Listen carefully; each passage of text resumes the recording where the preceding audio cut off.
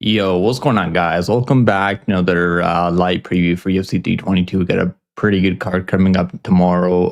This card is taking place, I believe, around 6 p.m. Probably it's Madison Square Garden card. So it's gonna be amazing card. Jack Della Maddalena taking on Islam Makhachev. Huge pay-per-view card. We got two title fights on the card. Valentina Shevchenko taking on Zhang Weili. This should be one of the best cards this year. I can't wait for it, bro. We gotta break it down, Vulcan. I was gonna send you a link. I'm gonna drop a link in Discord later. So if you go and hop in, we can talk about the fights on this card. I would love to do that, man. Let's fucking go. We got first comment. Yo, you're in here early, bro. You're in here early. Like, what's up with you, man? Only legend, bro. Exactly. OG people, bro. It's OG shit right here. Really dog of the card, but I don't know. I got a feeling one team's gonna pull it out, but let's see. Let's take a look at the wins. I might change my mind. I still have I'm still like kind of 50-50 about some of these fights. I'm not gonna lie. Most of these fights are like I feel like this whole card seems pretty unpredictable. Even the main event. I mean, I think the lines are getting way too wide now for Jack Della Maddalena, Islam Makhachev, minus 300, bro. Isn't that crazy? Like I know we like Makhachev to win, but minus 300 just seems crazy. Like him moving up a weight class and all that stuff, obviously playing a factor here. You got notifications on. Let's go. That's good shit, bro. Good shit. You got notifications on. So honestly, for me, like notifications don't even work half the time for me. Yeah, bro. Many 50-50 fights, as I said earlier in Discord. Yeah, I think a lot of these fights are like close and competitive. Some of these fights might be like blowouts. I can see like Morales, if he's able to defend takedowns, it might just like beat him up really badly on the feet. But yeah, most of these fights seem pretty like 50-50. Whoever's able to implement their game. I think the co-main event's gonna be pretty competitive. I don't see that fight being like I don't see anyone like having too much of an edge over their opponent, like Valentina Shevchenko. 8 title defense enough for Valentina, long time UFC double champion, not double champion. I mean, she's a 2-time flyweight champion now. Getting really moving up. I mean, so like it'll be pretty crazy if both Weili and Makhachev are able to go out there and claim that second belt up a weight class. I don't think we've ever seen that happen before. So this would be a first. So we have two former champions becoming double champions in the same night. So it would be pretty huge for both of them. But yo, let's take a look at the wins. I mean, so first fight on the card is going to be let's see. What's the first fight on the card? It is going to be Vyacheslav Borshev taking on Mateus Camilo. I mean, like this one, like I feel like this one might be like I'm really like trying to like convince myself that I should bet on this guy Camille. Because he seems like he should have the tools at this point. He's 24 years old. He's a lot younger than this guy, Borshev. But Boris is going to be the much better kickboxer. He's got power. So there's definitely things to like on both of those sides. I mean, I don't know who the hell's calling me right now. Chat, I'll be back in like 5 minutes. Give me a second, okay? I'll be back. I got to...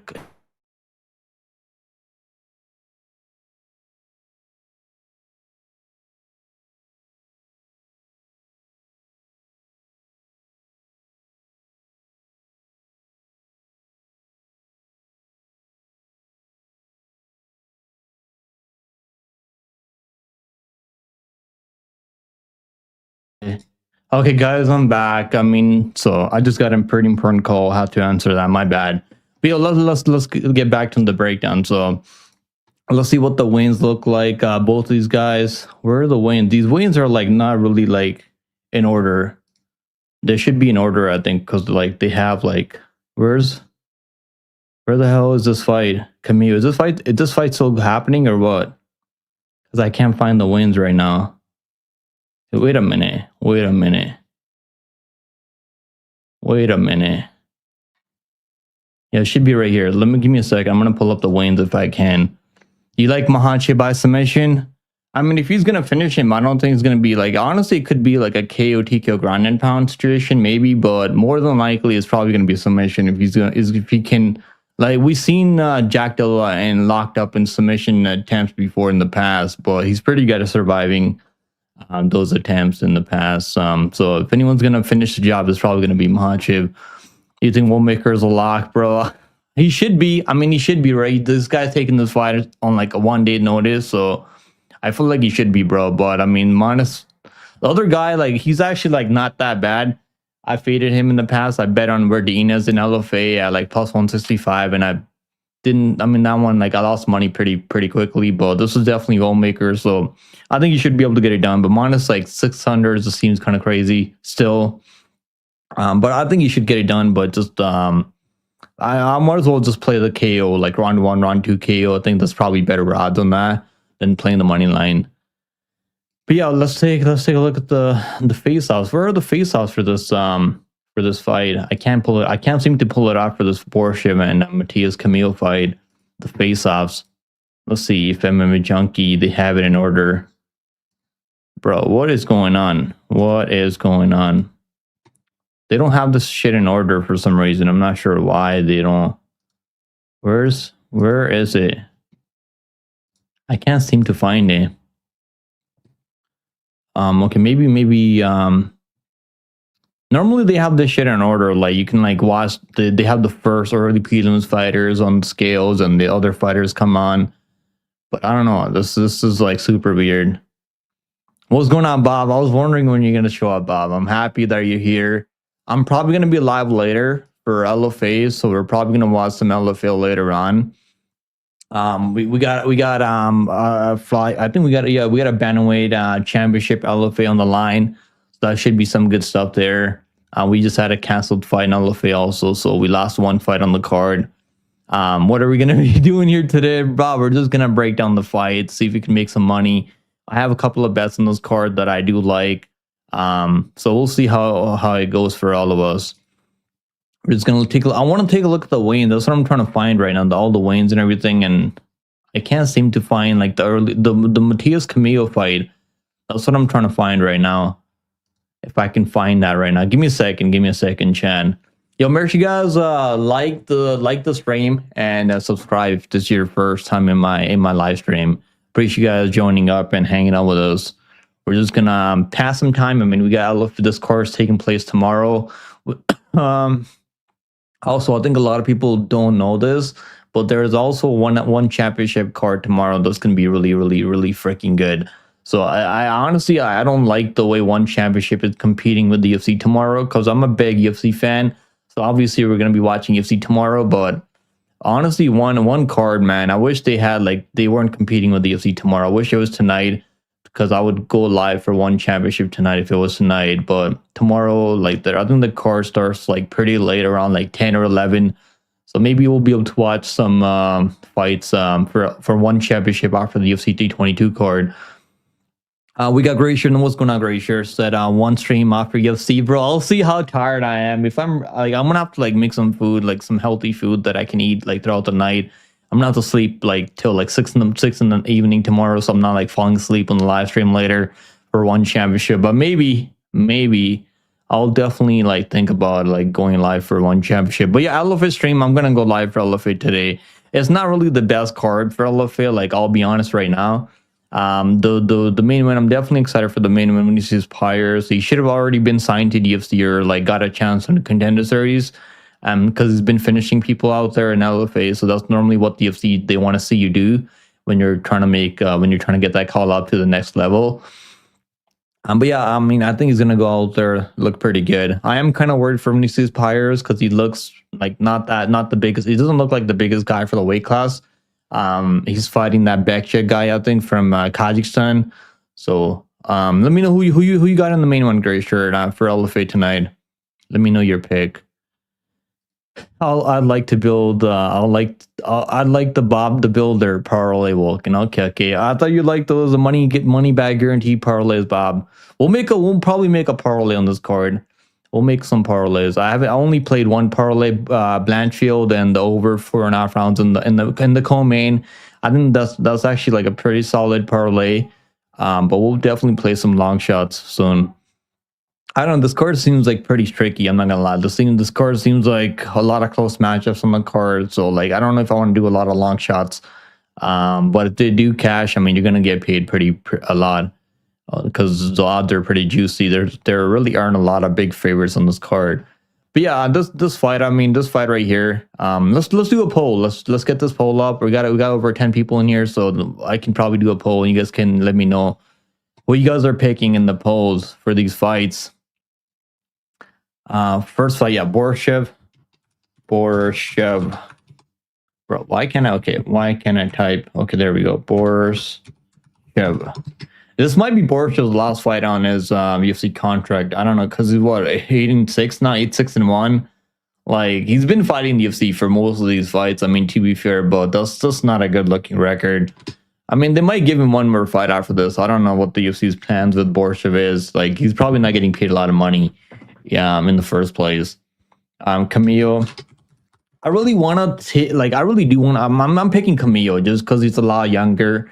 He's gonna be a lot more physical. He's getting better at this point. Where Borshev, he's not making any improvements, even though he's been training over there at bro, what's that team called? Like, I always forget about Team Alpha Male.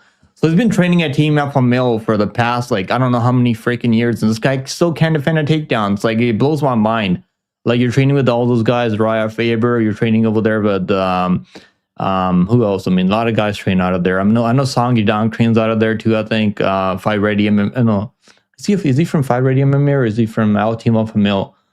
I don't remember, but there's actually like a lot of good fighters, and they're kind of known for their wrestling over there. So the fact that Borshev hasn't made any improvements in the wrestling and grappling, his takedown defense has never looked that great, and it's not getting any better. I feel like it's probably getting worse now than it was in the past. But like, this is a close matchup. The reason I say that, because Camillo is a quitter, man. The guy quits out there when things don't go his way. So like, that's the only reason I don't want to put money on this guy. But maybe I'll make up my mind by tonight, and like maybe throw him in a 2-leg parlay, because I was thinking about it all week. But I just don't like the way this guy quit out there against Gabe Green. But Gabe Green is a former welterweight, to be fair. So like, I don't know, that might not be the worst look ever. But just him quitting out there is just not a good look. My book had Islam round 4, round 5. You know what? I want to play JDM round 4, round 5, and this isn't. I think those are like way better odds. I'm just saying, bro, because like, I feel like Islam could finish him by submission earlier, but if anyone's gonna win the later rounds, it's probably gonna be JDM. I just think he's got better cardio, because if you're out there like trying to take down your opponent early, he's gonna get a little bit tired. I think if you can't finish Islam early in the first 2 rounds, I honestly think that GDM is gonna like start like snowballing down the stretch. He's gonna just like putting up more numbers in the striking. Like he's gonna outland him and just feel like that. I think you're gonna see momentum change. Yo, what's going on, Cam? How you doing, Cam? We got Grimy in here. Let's go, Grimy. I trust in Valentina, but I hear what you're saying, Wilkin. Bro, I don't know. Like, I trust in the over. I trust in the over 4.5 rounds, to be honest with you, Grimy, because I think they're both high-level fighters. They might drop each other and then not finish each other. I mean, can Zhang really maybe find a submission over him? Maybe. I mean, that's definitely a possibility, but I don't know if I see like Zhang really knocking out Valentina. I don't see Valentina knocking her out. I know Rose knocked her out like with like a crazy high kick KO, but normally both girls are pretty durable. Even though like we have seen Zhang drop before by Yan Shannon, but she recovers pretty well. So I think honestly, it's gonna go 5 rounds on like most of these WMA fights. I parlayed the over 4.5 rounds with Blanchfield. Blanchfield money line is kind of wide. I mean, to be fair, but I think honestly, it goes. I think the fights are gonna go a little bit longer. I mean, they're both, even the co-main and the main. I mean, both like co-main and the main are high level fighters, and they've been pretty tough throughout their career. I want to look at the weigh-ins. I mean, I just can't find the weigh-ins for this fight for some reason. Where are the weigh-ins for this fight? UFC 322. I know they're gonna do a ceremonial weigh-in soon, right? Are they gonna do that soon? Let me see. Man, Benil Dariush, I might have to change my, like, I'm still like, I don't know, man. Benil Dariush pick, that might look really bad. Okay, let me see if I can find the wins now here. This should be okay. There we go. We finally found it. We can always rely on MMA Junkie for the real wins. MMA Junkie to the rescue. Let's go, MMA Junkie. W's. Can we get some W's for MMA Junkie in the chat? Darius missed weight. I know he missed weight by like 1.5 pounds. So like, I don't know. That's not really the best look. And he's also not fighting for a job right now. If he loses this fight, I don't think he's going to cut him or anything like that. Like in the Moicano fight, he was actually fighting for a job, maybe. Blanchfield is a good bet. I hear you, Cam Chang, and I put her in a parlay, 2-leg parlay with over 4.5 rounds in the co-main. But the only thing that does worry me is the fact that Tracy is like the much better striker, like much cleaner boxer. And if Blanchfield ain't getting those takedowns, which I do think she's going to get takedowns, but I'm just saying, if she's not getting those takedowns as easy as we all think she will get those takedowns, it's going to be a close fight. And I can kind of see like the judges giving Tracy the win. I mean, if Blanchfield isn't doing any damage on the ground, but I think Blanchfield's going to land some elbows, some ground and pound. Even in their first fight, I mean, even though it was like a fucking decade ago, Tracy, she got almost 10-8 in the third round. Blanchfield came on strong like towards the end of their first fight. Bob said, as long as they cash his Vulcan, we good. Exactly, Bob. If it doesn't cash, Vulcan will give your money back, I'm sure. I usually share plus money but for plus money, you need a lot of legs. Honestly, on this card, you only need like 2 legs. I like this one. I think Blanchfield, the over 4.5 rounds in the main, and the over 1.5 rounds in the main event. I mean, that's actually pretty solid, I think. That's like a good plus money 3-leg parlay. That's pretty safe, I think. But yeah, let's see. There's Camillo. I mean, he looks pretty good, man. Borja looks worse, man, on the scales. He actually needed the box of shame too. Damn, I don't like to see that. That's not good. He's not even that old. It's not like Borja is like that old. You know what I like? The only thing like keeping me away from betting Camillo is that he's a quitter. When like he's been submitted 3 times now. Is Borja going to submit him? Probably not. He's never submitted anyone in the UFC. Like he's actually getting submitted himself. But I'm just saying, bro. Like Borja was like he survives the early grappling exchanges from Camillo, and Borja was like starts like defending takedowns. This could be like I don't want to like I bet on Camillo last time over Gabe Green, and like the difference in that matchup is that Gabe Green was a former welterweight, but he came back after a 2-year layoff. And I mean, Camillo had him in a pretty tight triangle, like in the second round. I mean, I don't think Borja would survive that triangle submission from Camillo. So I'm going to pick Camillo by submission. I think he's going to be able to take him down. He's going to get him in a submission. Whether Borja can survive that submission, we'll see about that.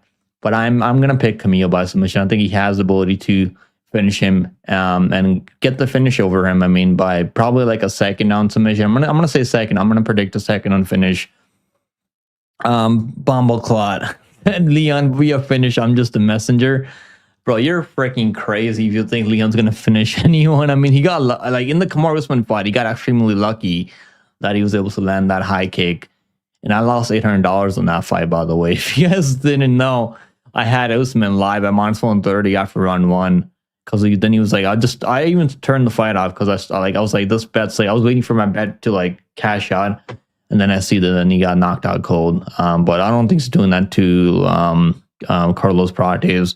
The only guy that's going to be knocking anyone out is Carlos Prates, I think.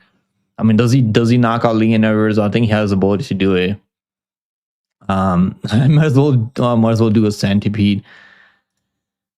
Also, we need a cash lottery ticket, Wilkin. Yo, you know the Mega Million? Like isn't it like almost $1 billion right now? You should be buying the fucking Mega Million, Bob. You might have a better chance of winning that than fucking like a 14-leg parlay on this card. Let's put together. We'll put together a parlay later. Give me like couple minutes. I mean maybe like an hour. Once we go through this card, we'll put a parlay together. Which overs am I confident in? This one, I feel like this one could go under, but like it could also go over. So that's why I like the Camillo by finish prop more, or like the under. I think this fight's very live to go under because Camillo does kind of quit out there. But if he is getting the wrestling going, he's able to take him down. He's probably going to finish him by submission or maybe ground and pound. The ground and pound's not that likely, I think. It's probably submission because he's a submission artist. Like doesn't go for a ground and pound as much as you want to see. I'm confident the over in the co-main win. I'm confident in the over and let me see. Wait a second. Um, I'm confident the under 1.5 rounds in this fight. Cesar Kaya versus Mechanical. I think this fight's definitely going under 1.5 rounds. I'm not really sure about this one. The over in this one, I think it goes over, but it's like way too expensive. Sabatini, Chepe. I mean, I can't bet an over in a Sabatini fight because he's like he could just die any second. This one I think could go under 1.5 rounds. It's plus money, so I like that under. This one, I mean, I think this one probably goes under 1.5 rounds too. Kopylov, Rodriguez. I mean, if Rodriguez, this one's live to go under also, but it's a 1.5 line. Probably goes under 2.5 rounds. But yeah, let's move on. I'm picking Camillo by submission. My pick's not changing, and he actually looks better on the scales, I think. Bob the Billionaire, exactly. That's what we'll call him if he wins the Mega Million lottery tomorrow. I don't know when that lottery is even taking place. My aunt told me to buy her that. I was like, I'm trying to buy it for her online. I couldn't figure out how to buy it from in Canada. I think you actually got to go to like America to buy that ticket. I don't know. I don't even know how that works. Camille by submissions plus 800. It's not a confident pick, but I'm just saying he could find the finish over Borshev. And he had Geek Green. If he has the same submission on Borshev, the triangle like he went for on Gabe Green. Gabe Green really has to like fight through the submission because it was locked in pretty deep. I don't think Borshev would be able to survive that submission. He probably would just go to sleep. I think. Prate is smoking cigarettes. So I don't think he cares about. Bro, he actually has good cardio for a guy who's a smoker. Doesn't he have good cardio? Like he won the 4th round, 5th round over Ian Gary. Like, come on, that tells me that he's got good cardio.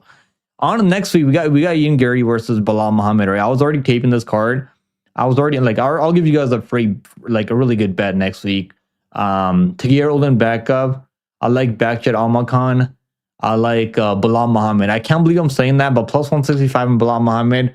I still haven't bet it yet, but I'm probably gonna get bet at least like 1 yen in Bilal Muhammad at plus 165. I think Bilal is like super live to win that fight. He's gonna need some takedowns. Boxing is all or like as he's got Canelo hands, so no, I'm not saying that Ian Gary like can't beat him. I'm just saying like Bilal could make that fight very close and pull it off. Let's go, Tristan. How you doing, Tristan? Leon's only win equity is by decision. You think? Yeah, I don't know. Like, can he find a submission on Pride? I don't think it's that likely. And Leon's like, he doesn't like pressure, man. He's gonna be on the back foot, landing some low kicks, some body kicks. I mean, can he catch him in a high kick? Maybe with something crazy like that, but I don't think the chances are all that much likely. We got Nate. What's going on, Nate Brown? Oh, he didn't do anything until round 4. That's true. That is true. That's very true. Because he couldn't track him down, right? I mean, so like one thing I'm thinking about this fight is that they are fighting in the bigger octagon, and being like Jeff Neal is gonna run like head first into every shot that fucking his opponent throws at him. That's what Jeff Neal does. He likes to pressure people. Like he likes to be in the pocket, whereas Leon doesn't want to be in the pocket. He wants to stay on the outside. At range, kickbox, low kicks, body kicks, and some elbows in the clinch. Like his clinch work is actually not that bad, but I think I'm not saying Pride is the lock of the century. I'm just saying like I give him more like I don't know. At this point, I feel like he is probably the side. I mean, Pride has been fighting way more often. Leon's only competed like once in like the last like year and a half, I think now. He does have the KO advantage. Is he gonna knock him out? I think he could. I mean, we've seen Nate Diaz fucking put him down almost. So if anyone's gonna knock out Leon, it's probably gonna be Practice at 170. I also think GDM could knock him out. Also, I think GDM could knock out Leon Edwards if they fought each other. And that weren't they supposed to fight each other when GDM ended up taking that Bilal Muhammad fight? I believe they were scheduled to compete against one another, Leon Edwards and Jack Della Maddalena. Let me just make sure. Because I remember they were, I think, or weren't they? Wait a minute. Yeah, Leon Edwards. He was supposed to fight Jack Della Maddalena. And actually, I did pick him with Brady. I don't know. I don't think Brady's all that good, man. I know people love Brady. They think he's gonna dominate fucking Morales. I don't think that's the case. Maybe I'm just a Brady hater. We'll see. We'll see how that goes for us. Next fight, let's take a look at the odds. I mean, let's see what the odds are. Fight odds. I don't have any bets on this fight yet. But I don't. I might just like take the submission. I mean, I think Camillo can find submission over him if he grapples. He's definitely live for a submission here. And then do you think this fight's not gonna go the distance? I mean, the under 2.5 round. I mean, the under 2.5 rounds is -165. Fight doesn't go the distance, -210. Or maybe fight ends by submission. Imagine Borshev's out there submitting this guy, bro, because he just wants to quit out there. Imagine that would be pretty. That would be pretty insane. Fight ends by submission +170. Honestly, I like that more. I like that +300 out there. +300 fight ends by submission. That's the one. That's the one. I mean, if you want to bet Camillo by, I mean, can Camillo knock him out? Yeah, he could knock him out. I'm just saying, but I think Borshev's pretty tough to put out with strikes. Camillo by KO +275. Camillo by submission. I like the end by submission more than Camillo by submission. I think that's much better, like betting that instead. Revenge of the Fighting Nerds. They need to win bad, man. They really need to get back on track because it hasn't been a good year for the Fighting Nerds. I've seen a lot of people say this. He might grapple. He might try and grapple, like, but who is he ever submitting on the ground? Tell me one guy that he's finishing on the ground. I know he was trying to finish Kamaru Usman with the rear naked choke in that first round in the second fight, but he couldn't like even lock in the submission. I don't know. He's gonna fucking submit him, man. I would be pretty shocked if he does submit him. I think Makhachev has shown pretty good takedown defense. Leon was trying to take him down in the first round, and he couldn't even get him down properly all the way. He almost took him down, but he couldn't get him down all the way. I know Ian Gary isn't really like the best grappler out there, but neither is fucking Leon Edwards. Grapple, I don't think it's gonna work for him, man. We'll see what happens. I got this dream about buying some land, gonna give up the booze and the one night stand Latrell.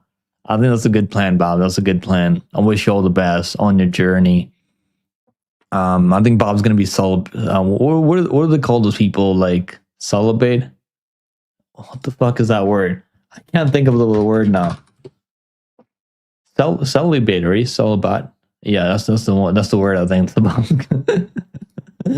Bob's gonna be celibate now. I'm not even sure if I'm pronouncing it right.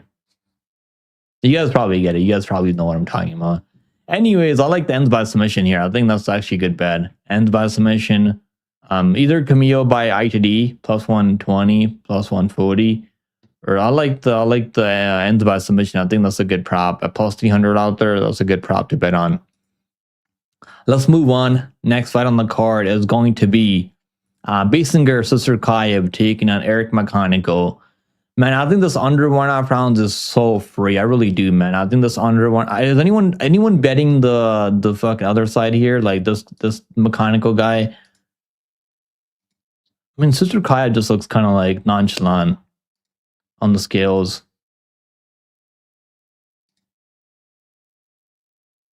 Eric Makhachev. I mean, they say I always bet on black, but I don't think that's the case. I can't do it here, but that's what they say. All right, let's see. Sukharkayev. I mean, he is kind of like overhyped. I'm not gonna lie. Like people think this guy's untouchable. That's really not true. I think at some point he's gonna get knocked out cold. Maybe like when he takes a step up in competition. I want to see him go up against someone like Bikoyev. I think that's a good matchup. Him versus Bikoyev, maybe. But yeah, let's go. Eric Makhachev.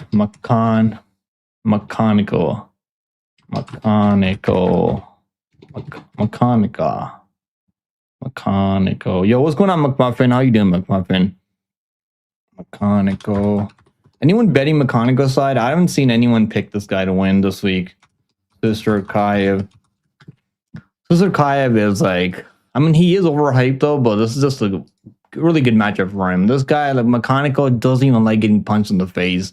I'm not saying anyone likes getting punched in the face, but like, he'll just like fucking like, just like look the other way, run away from you when you're trying to like hit him in the face. He's not one of those guys that's gonna bite on the mouthpiece and just throw back when you have him hurt. He'll just like cover up and just kind of give up on himself. And that's what I feel like is gonna happen here. And also I also give Sukharkayev the ability to grapple here, but I don't think he's gonna grapple. I really don't even think they're gonna like look to like take him down here. I think it's gonna be a striking match, and I can see Sister Clive hurting him to the body, man. I think the Tola guy, him Mechanical, and then the Tola guy on Contender Series, like they're pretty much the same people. They both don't like getting hit in the face or body. And the Mechanical, I don't think you can take him down. I don't think his speed's all that good in the striking exchanges. So I don't know. I don't know how Mechanical is gonna win this fight. I really don't. I know the odds are crazy, so like some of you guys might just take him as an underdog just to like see what happens at this crazy price.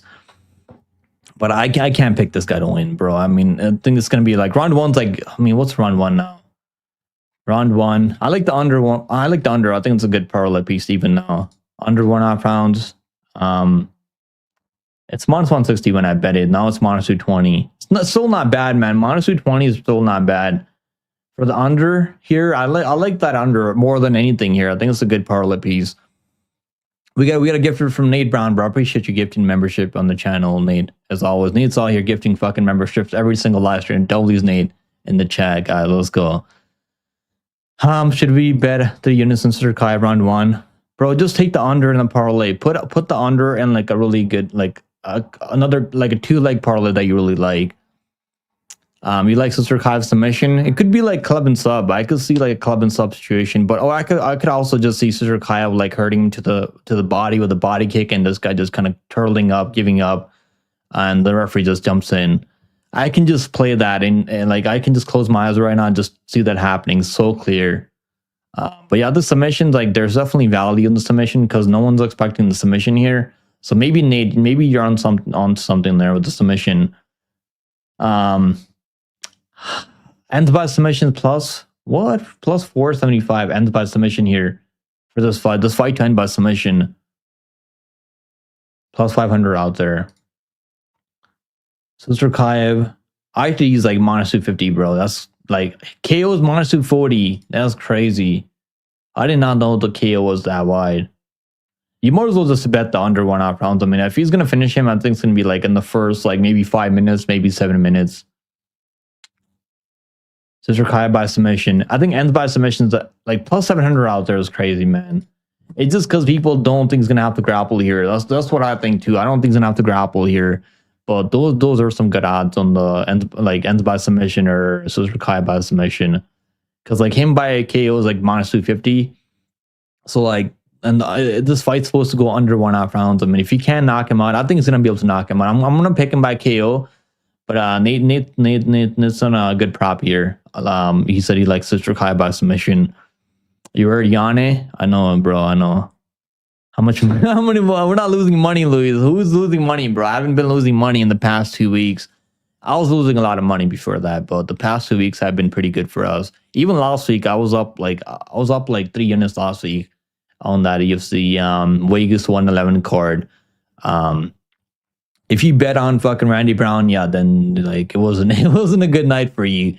But we actually did pretty well. We cashed on Barcelos, we missed on Hyder Mill, we missed on Marco Tulio, we cashed on the ITD for Padilla, plus 200 ITD, easy money there. We cashed on what else did we cash? We cashed on a parlay with the over 2.5 rounds in that Gomez fight, the money line for Gabriel Bonfim. Yeah, last week wasn't that bad for us. Luis said it's a losing, bro. You gotta be positive, bro. You can't be fucking negative right now. You can't give like you can't like think like that. You gotta think positive. But we're winning exactly. We're gonna win money tomorrow. I feel pretty good about this card. I'm not saying the card's easy or anything. It doesn't seem like the easiest card to like bet on. But if you just pick your spots, I think you're gonna be okay. Take the under because Mechanical has finishing up. I don't think he has anything. I mean, I'm just saying the under like 1.5 rounds is a good parlay piece because I think the KO is minus 220, right? Minus 250 for Sister Kaev, and under 1.5 rounds. I mean, like we have seen in like Sister Kaev like kind of get stunned against Eric Nolan, but Eric Nolan's actually like a good fighter. He's only welterweight. I mean, I don't think he should have ever fought at middleweight, but that's the only reason. That's the only way he could make it to the UFC, I guess. So he took the fight up a weight class against Sister Kaev last time.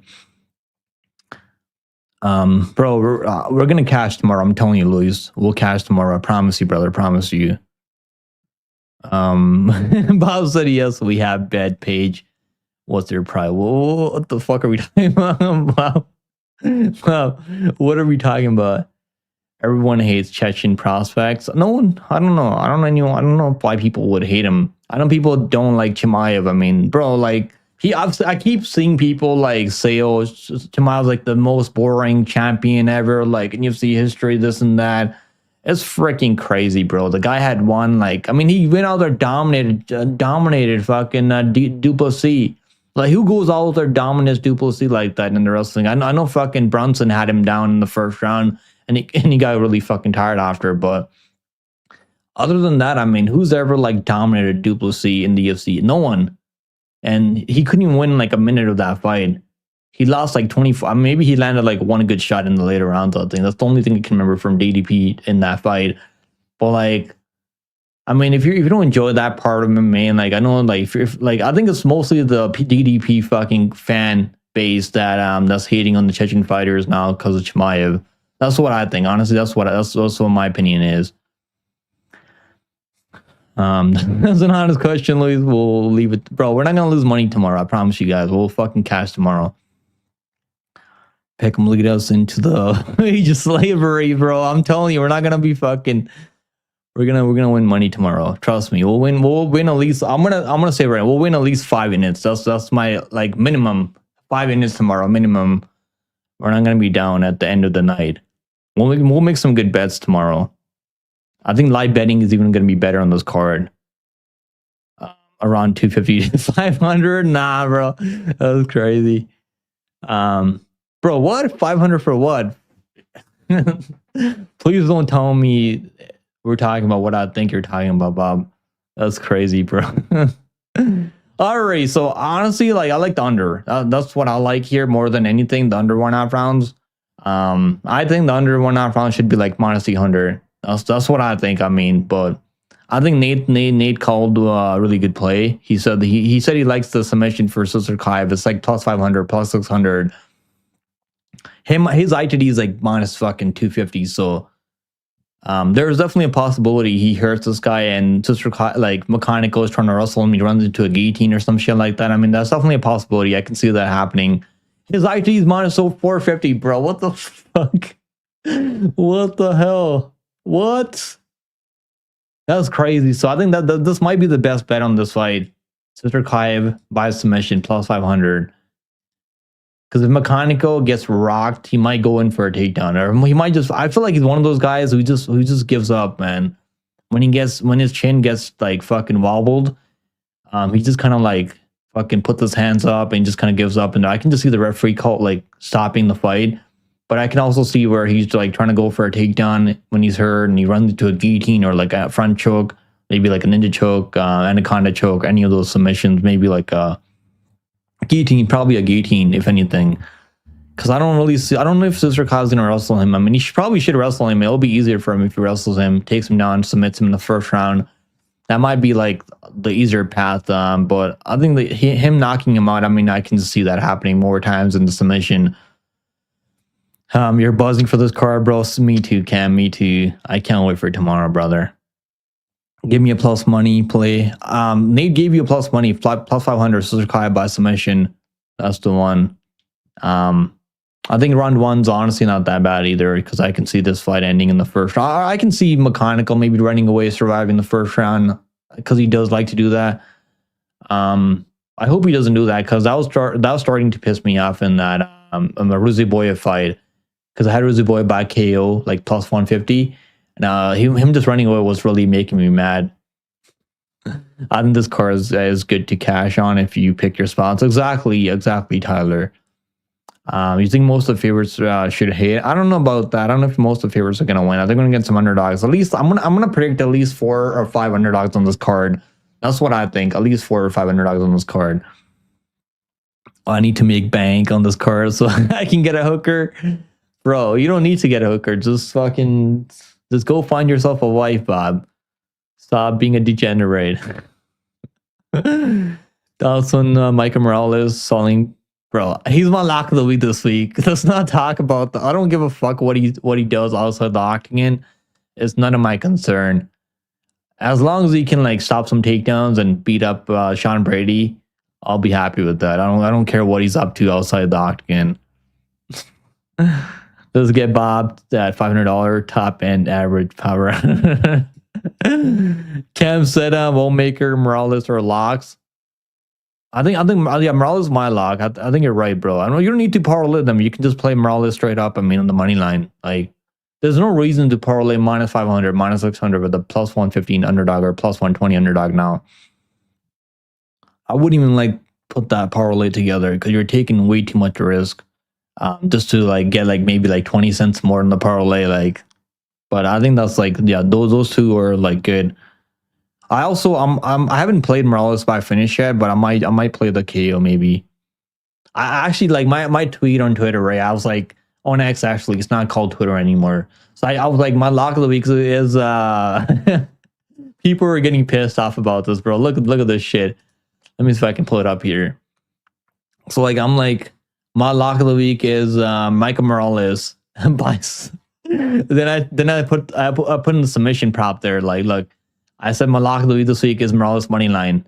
And there's like, I knew some people would get probably triggered by this, some snowflakes out there. I just knew it, bro. Someone's like submission 25-1. Look, bet the house, bro. People are really getting fucking triggered on Twitter because I said he could finish him by submission. Imagine he actually finishes him by submission now. That would be really funny if Brady got choked out to sleep. He's trying to go in for a takedown and Morales fucking chokes him out with a guillotine or something like that. Just imagine 25-1. That would be insane. I mean, we had a crazy submission last week, right? You fucking what was his name? Daniel Marcos by submission plus 2,000 out there. I mean, it was crazy. Plus 25-1. I think it was also like around those odds. So imagine fucking Morales finds a submission with this guy. That would be the funniest thing ever. Yeah, this is my lock of the week this week. I don't like the fucking him like wearing that pink fucking dress at the press conference. Like, so like, I hope that doesn't fucking mean that he's gonna lose. All right, let's move on. Next fight on the card, we have Angela Hill taking on Fatima Klein. Now, is Angela Hill cooked, man? Is Angela Hill absolutely cooked? Because I've seen people saying that she has no chance to win this fight. I really wanted to pick Angela Hill. I really did. But I don't know if I can anymore. I picked her over the other girl, Yasmin Lucindo. Because I don't think Lucindo's any good, man. She's just young, physical. Like, she doesn't have any fucking skills. Like, she's not a good striker. She's not a good grappler. But, like, she's young. She's hungry. That's all it took for her to get a 30-27 on Angela Hill. Angela Hill couldn't defend a single takedown in that fight. And, like... Does that mean Klein can do the same thing? I think it does. I think it definitely does, man. But like, I don't trust fucking Klein at minus 500. Like, maybe like playing the ITD might be better here. Cause I don't know, like playing the money line minus 500 just seems just something I can't do against Angela Hill. Let's get this poll up. He's fighting an LFA, right? Answer Kamjayev. Yeah, he's fighting LFA. I picked him last time too. I think he was in like a big favorite last time, his last fight. Now he's like minus 2,000 out there. I like that kid in LFA. Hamjayev. Bro, these names are like, are they copying fucking Chimaev's name? Or is that really like a common name over there in Russia? All right, Angela Hill.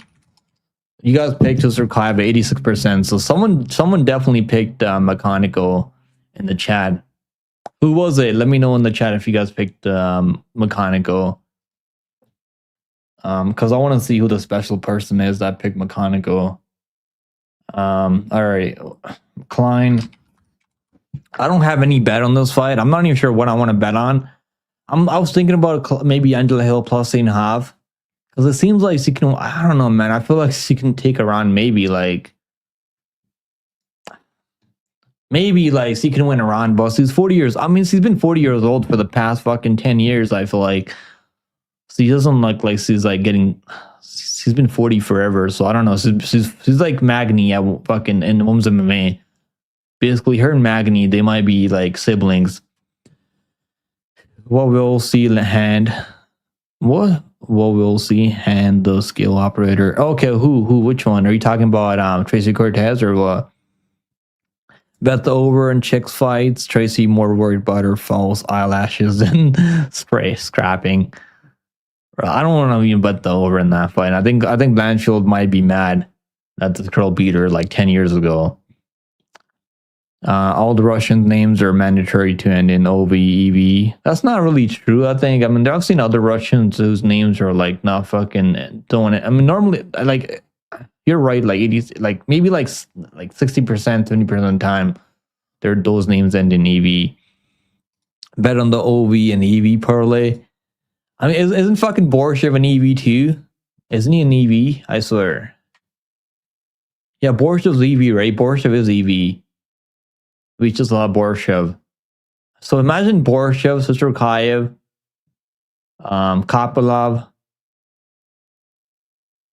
and Makhachev. What's that parlay? I want to see what that parlay is paying out at now. I really want to see this now. I'm just curious, I'm just curious to see what that is now. Let's see. So Borshev, Makhachev, and Kopylov. And Islam. Let's see this OV and EV parlay. What it looks like. Plus 830 out there, bro. Plus 830 with EV and OV parlay this week. Borshev, Makhachev, Roman Kopylov, Islam Makhachev. Plus 830. I mean, that's not really that bad, honestly. That's not really that bad, I think. Maybe it's worth playing something on this one. Yulin Slava, like, he could get it done. I mean, I've seen Camillo quit out there, and he's kind of young. He's 24 years old, so like he might just quit again.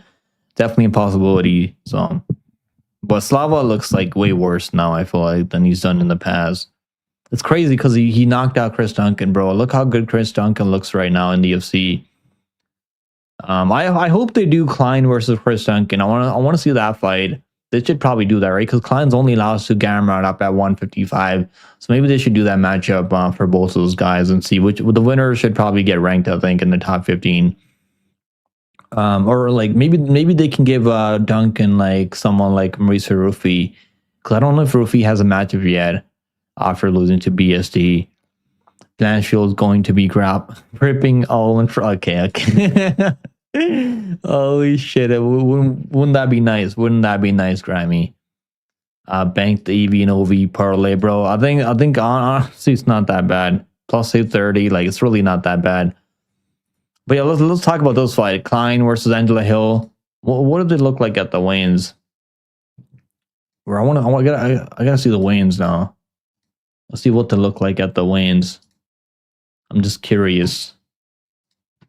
Angela Hill. Klein. Yo, Klein looks ready to go. I'm not even gonna lie. Klein looks ready to go. You guys think Klein's cute or what? There's Angela Hill. Man, Angela Hill, like, she doesn't look 40 years old. I'm not gonna lie. She does not look 40 years old. Damn, Angela Hill looks kind of sweet for 40 years old. Never knew Blanchfield was I think, yeah, I mean, I knew that forever. Like, her and Klein, like, they've been, I don't know, some people say they're best friends, and then I feel like they're like a couple, right? Aren't they a couple? Tracy and Blanchfield fight going to be a delight. There's gonna be a lot of grappling in that fight, I think. So I'm sure hopefully we have the right cameraman for the job. Klein got them Wolf's arm. What? Let me see.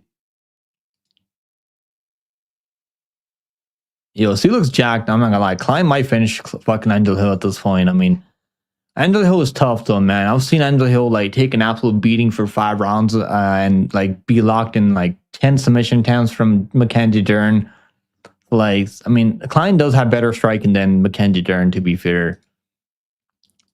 What's like minus 550? I mean, like, what are you gonna do playing that money line? I mean, this seems like a lock, right? It seems like an absolute lock because Angela Hill doesn't have any power. She's not gonna submit fucking Klein.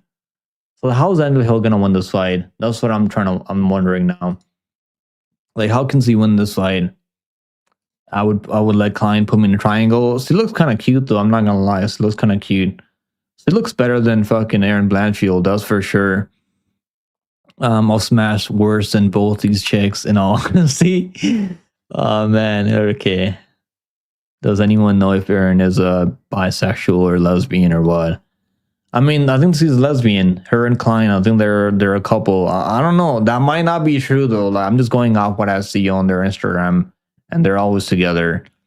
Hill's definitely going for a decision. You think? I mean, it's gonna be hard, man. I mean, he's gonna have to have the better moments and get some takedowns. It's crazy because he beat Denise Gomes, who looks really good right now, right? So I think she's the only girl that beat Denise Gomes in the UFC, other than Loma beating her in Contender Series, maybe. No, I think Loma beat her in the UFC too.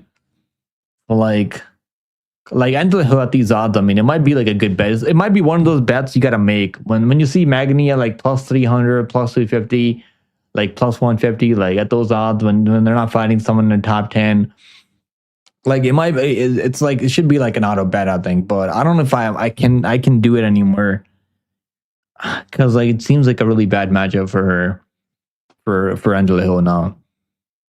Hill by a split might be bro. She's like most of her fights do end up being really close. So like maybe I don't know, man. Plus 3.5 might be like something. That's something I was thinking about. Plus 3.5. The plus 3.5 for Angelo, just for her to win one round, or just for her not to get finished in this fight. What is that? Because they have those props on DraftKings, I think, right? Angelo Hill. Okay, it's only plus 120. No, that's Angelo Hill. What? Minus 3.5? No, that's not correct. That's not correct. Wait a minute. I gotta go in DraftKings, I think, because like DraftKings. I think Bet365 and DraftKings are only books that have like props like that. Spreads. It should be like at least plus 200, right? Plus 200 at least, like the plus 3.5 just for to win one round out there. Because I think she could win one round at least on the maybe like that's not a bad bet. I think if you think this fight's gonna go the distance, Hill could win one round on the scorecards. Or distance or Klein fight, safest, yeah. Either by split, in all honesty. If anyone's gonna win a split, I think it's gonna be Klein. If she doesn't fight to her full potential, if she's out there like fighting to her full potential, I think she could find a submission or finish on the ground maybe. But I want to see what this plus enough spread is because I'm just curious. I'm just curious to see what it is. Let's see. So Angela Hill plus enough. Okay, her plus 5.5 is minus 120. What's plus 7.5? Because all you need then is for her not to give away 10 rounds, like multiple 10 rounds, and okay, wait a minute. Plus 7.5, minus 175. Plus 5.5. Okay, wait a minute. Plus 3.5. Plus 120. Okay, that's not really that crazy. That's really not that crazy. Because I can see a world where Klein just dominates her, takes her down every single round. Outstrikes her on the feet, lands more damaging shots on the feet, has the better moments, and wins the 30-27. So maybe Fatima Klein minus 8.5. That might be like better than taking her money line because he has a finishing upside in this fight. Finish only minus 550. Imagine Angela Hill by submission. Plus 2,800. He's only got one submission win in the UFC over Luana Pinheiro, by the way. Klein by finish. Klein. Fatima Klein by submission or KO. Plus 275. So he has been finishing girls, I mean, but those girls are what? I mean, Melissa Martinez. The other girls she finished, I mean, I can't remember. Dudukova, I mean, she finished Dudukova. So, like, these finishes that don't get finished in the past. Yeah, maybe the over might lose. I'm scared. I'm not gonna bet the over in this fight just because Angela Hill is 40 years old, and if she's gonna get finished again, she's been finished in the past, but like many years ago, it could be here. Klein could kind of dominate on the ground and just like finish her by maybe like a submission, or I think submission is gonna be hard. Maybe ground and pound. I could see like a ground and pound situation from Klein, but this is a strawweight fight, man. So you don't see like finishes like that often at 115 pounds. Dudukova, Tracy, bro, Tracy. I like Tracy more than Dudukova. It's crazy because the UFC actually cut Dudukova from the UFC after that Klein fight because he kept missing weight over and over. I think I don't know. She's probably fighting somewhere else now, right? Dudukova. He's probably fighting in Russia somewhere. Dudakova. Let's see. Where's Dudakova fighting at? Is he even fighting anymore? Wow, her fight got canceled. She was supposed to fight the LFA champion, Natasha Kuzitina, the LFA flyweight. I mean, former. I think it was LFA former. Like I think a strawweight champion. Maybe I think Kuzitina was like a strawweight champion. Wait a minute. So that her fight got canceled. They were supposed to fight each other in like Ural FC. What the fuck is it? Ural FC? That would have been a good fight, I think. That would have been a good fight, but it got canceled because I don't know why. She hasn't fought since the Fatima Klein fight. It's crazy because they cut it, right? Because sometimes they don't cut people that are like, she only went 2-2, right? Well, she did miss weight, I mean, for that Jin Yu Frey fight. She didn't miss weight for this other fight, though, did she? She beat Stella Nunes. That was a fucking fluke injury, I remember. Yeah. Hopefully they bring her back to UFC, man. We need girls like that in UFC more. Anyways, next fight on the card is going to be Pat Sabatini taking on Chepe Machine Gun Mirsko. Let's get this poll up, man. I'm excited for this fight. I'm really excited for this fight. I can't tell you guys how excited I am for this fight right here. You guys pick Klein at 73%. I think Klein's just like, I mean, she's not the side betting because it's like minus 550, but I think she should be the pick. I mean, I can't pick either hill at this point, and against someone who can grapple, can strike on the feet, has these good kickboxing. I mean, and good, decent cardio. I don't think Klein's gonna slow it down in the later rounds.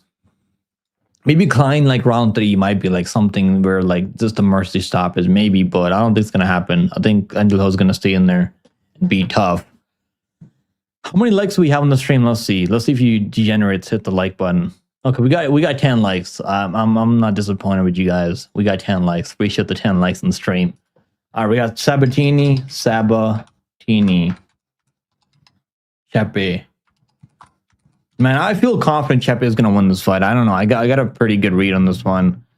Like Pat Sabatini, he is good when he can get his wrestling going, when he can get that grappling going. He's able to control people like pretty easy. He doesn't let people back up when he takes them down.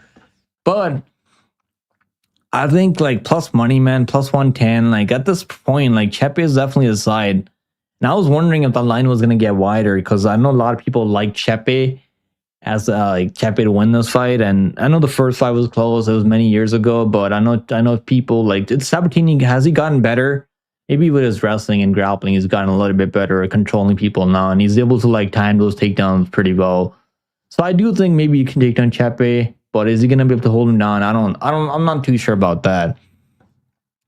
I know like he has a mark on his fucking wrist, like right here. Like I don't think the staph action could be anything else. It could be anything. Bob said pick him as dark and cold, bro. It's yeah, exactly. It's already fucking the sun's already set. Going down, so it is what it is, Bob. We'll get through winter together. It's all good. We don't have a choice. Bob. What can you do? Sabatini Chepe is the most closely lined fight on this card. It's one of the most, yeah, you're right. It is because the first fight was extremely competitive, but like Sabatini had a hard time controlling him down, holding him down. So like Chepe has good scrambling ability, and he's gonna be the better. I feel like he's got better durability on the feet. And he's also like, he's not the most technical striker, but he's got that dog in him. So I'm just gonna pick him just based on that. Because this fight, like also Sabatini, like I think he can take him down. So like definitely I'm worried about the wrestling from Chepe. Chepe doesn't have like crazy takedown defense. He can be taken down. He's been taken down by guys that shouldn't take him down, like fucking Morgan Charrier shouldn't take you down. But Morgan Charrier can wrestle. He took down Nathaniel Wood also, if I remember. Sabatini can win this fight, but I'm gonna go with Chepe, man. I think Chepe has the ability to make this war and just kind of push him to deep waters. All he has to do is don't get caught up in the submission from Sabatini, because Sabatini can submit people early. If you're like in the first round with Sabatini or like second round, and you can't fucking escape, he can just kind of drown you. But I think Chepe can will get it done. My only issue, like problem with Chepe is that he doesn't finish a lot of people. He couldn't finish fucking Hamos. Like he came close to finishing Damon Jackson. I mean that fight should have been stopped. The fact the referee didn't. Jason Herzog, who was the referee for that one? I think it was Jason Herzog, if I remember. It should probably was Jason Herzog that let that fucking Damon Jackson. He had to retire, bro, because he took an absolute beating. He never was the same after that. Let's see. Jason Herzog. Jason Herzog. It was Jason Herzog. What do you know? The man, the myth, the legend. Jason Herzog. That was something, man. Dude, that was something. I was raging because I had Chepe by KO, and Jason Herzog just didn't want to fucking stop that fight. Even the Hamos fight, I mean, he came close to finishing Hamos and he couldn't fucking put him away. So he doesn't finish his food sometimes. But if he's gonna finish anyone, if he has Pat Sabatini hurt, I think he can finish him. And I think he'll hurt him in this fight at some point. Whether he gets taken on after that, we'll see about that. But I think he can put the finishing touches on him. Bro, is it true? It's cold. What do you think? What do you think, Ray Shirt? It's always cold here, bro, in winter. It snowed for 2 straight days. It didn't snow today. It wasn't snowing today, so that's good. I don't have to go clean my fucking driveway again. But yeah, it's actually it hasn't snowed since yesterday morning. It is what it is. We all going to Dagestan for the after party. There's no partying, bro. When Islam wins, they don't party. They go back to training. Just like 2 men enter, 2 men die. Exactly. He's the only one leaving the fucking octagon. Jason Herzog's the only one leaving the octagon after when fucking 3 people enter. What we thinking for about GDM versus Islam under 3.5 rounds? If you want to bet the under, bro, it's tricky because both guys are extremely durable. Both guys are really tough. And I think Islam could finish him by submission on the ground and Jack could finish him on the feet. I don't really give Jack that much finishing upside. I know he's got good boxing, good knockout. He's got a lot of knockout power. But I don't think he's going to finish Islam on the feet. Hamos getting instantly finished by fucking Khan. Hopefully, of all people, it makes it even worse. Hamos is just one of those guys, bro. You're right. You do have a good point there. He's one of those guys, he was, I don't know, I think Chepe was trying to knock him out on the feet. He wasn't even trying to, grapple him that much. Or he was trying to grapple him and couldn't get takedowns. And this matchup was different because I think Sabatini's going to be the one trying to take him down, not Chepe. If Chepe is, I know Chepe does wrestle sometimes offensively, but it would be smart for him not to, go for takedowns himself against Sabatini here.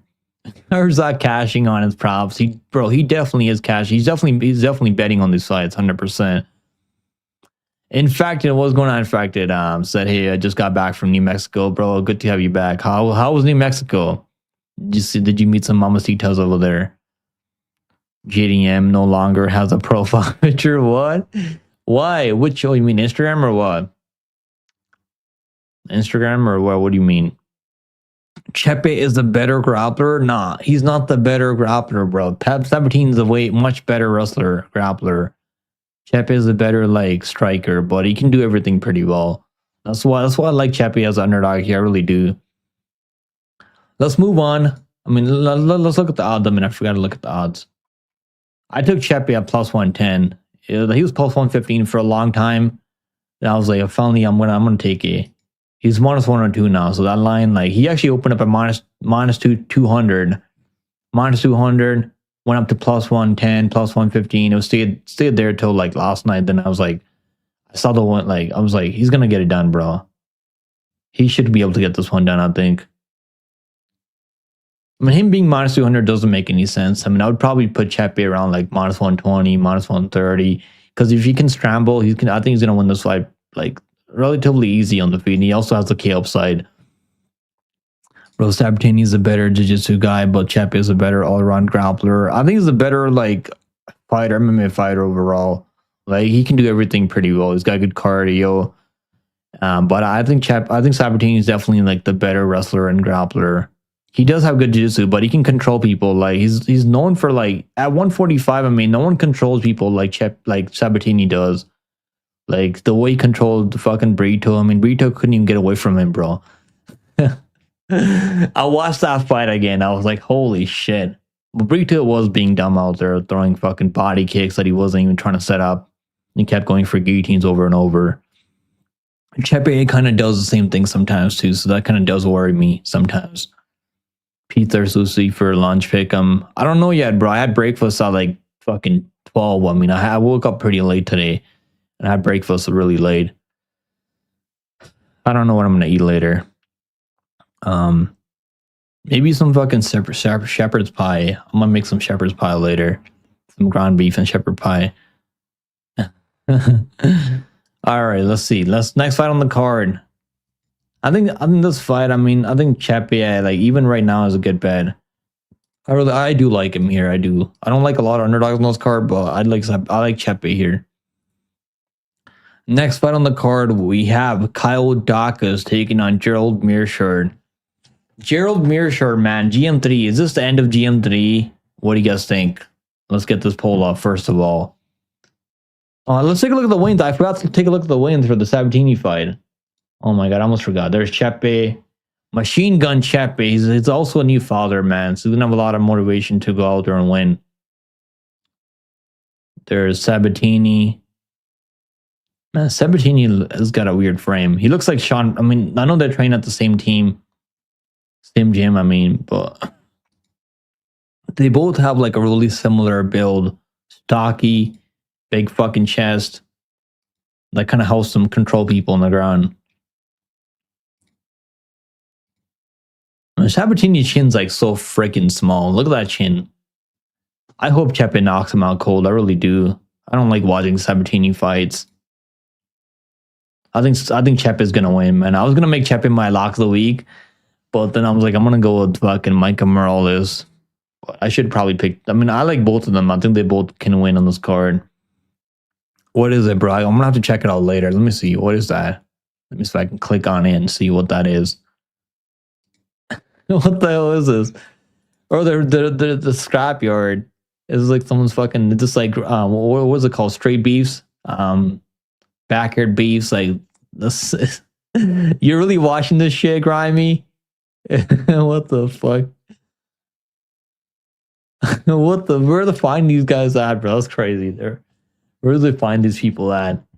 What's going on, DK? How you doing, DK plays in the house? Let's go, DK.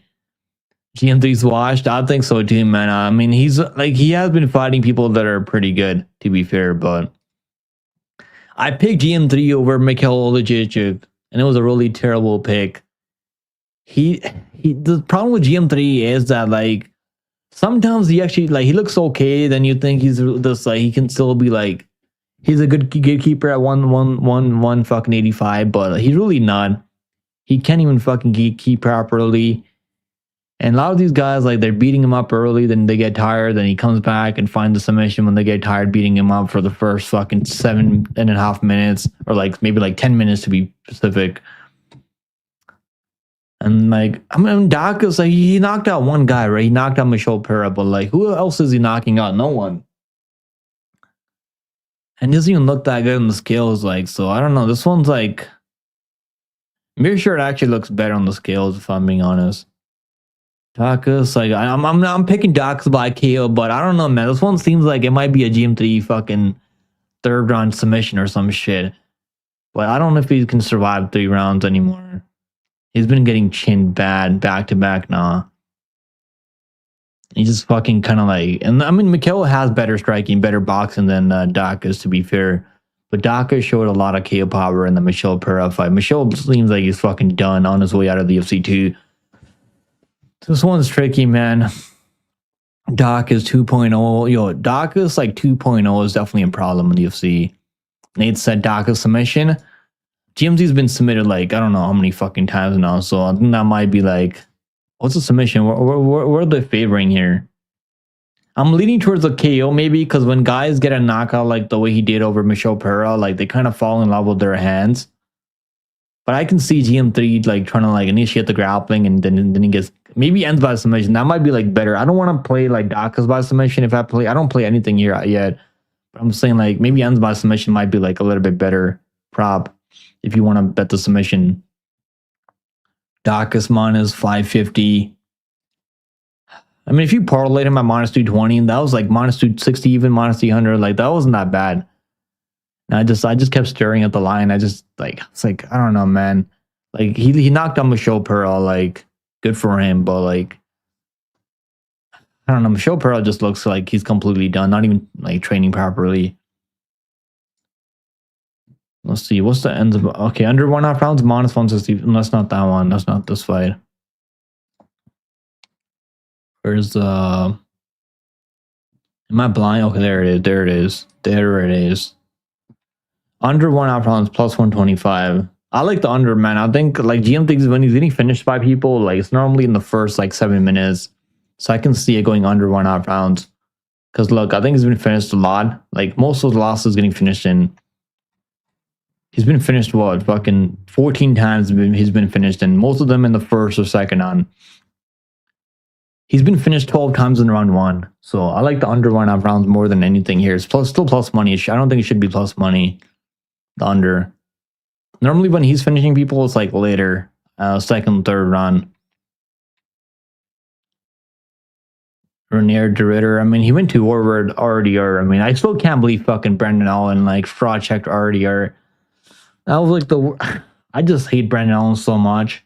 The fact that now people think Brendan Allen's just elite guy. He's really not. Brendan Allen's fucking horrible. Bro, it needs that. I think Joel shoots into a Darshuk. Maybe, honestly, maybe, but I think the round 1, round 2 might be like better. I mean, is it plus money? I'm not sure if it's gonna be plus money, but that might be like better play than the money line for Dacus. Because I don't see this fight going longer. Like I don't see this one going the distance. I think Dacus is not gonna respect him on the feet. Dacus round 1, lock it in, bro. I like that a lot. I like the under more than even the round 1 for Dacus. Because it's like plus 130 still out there.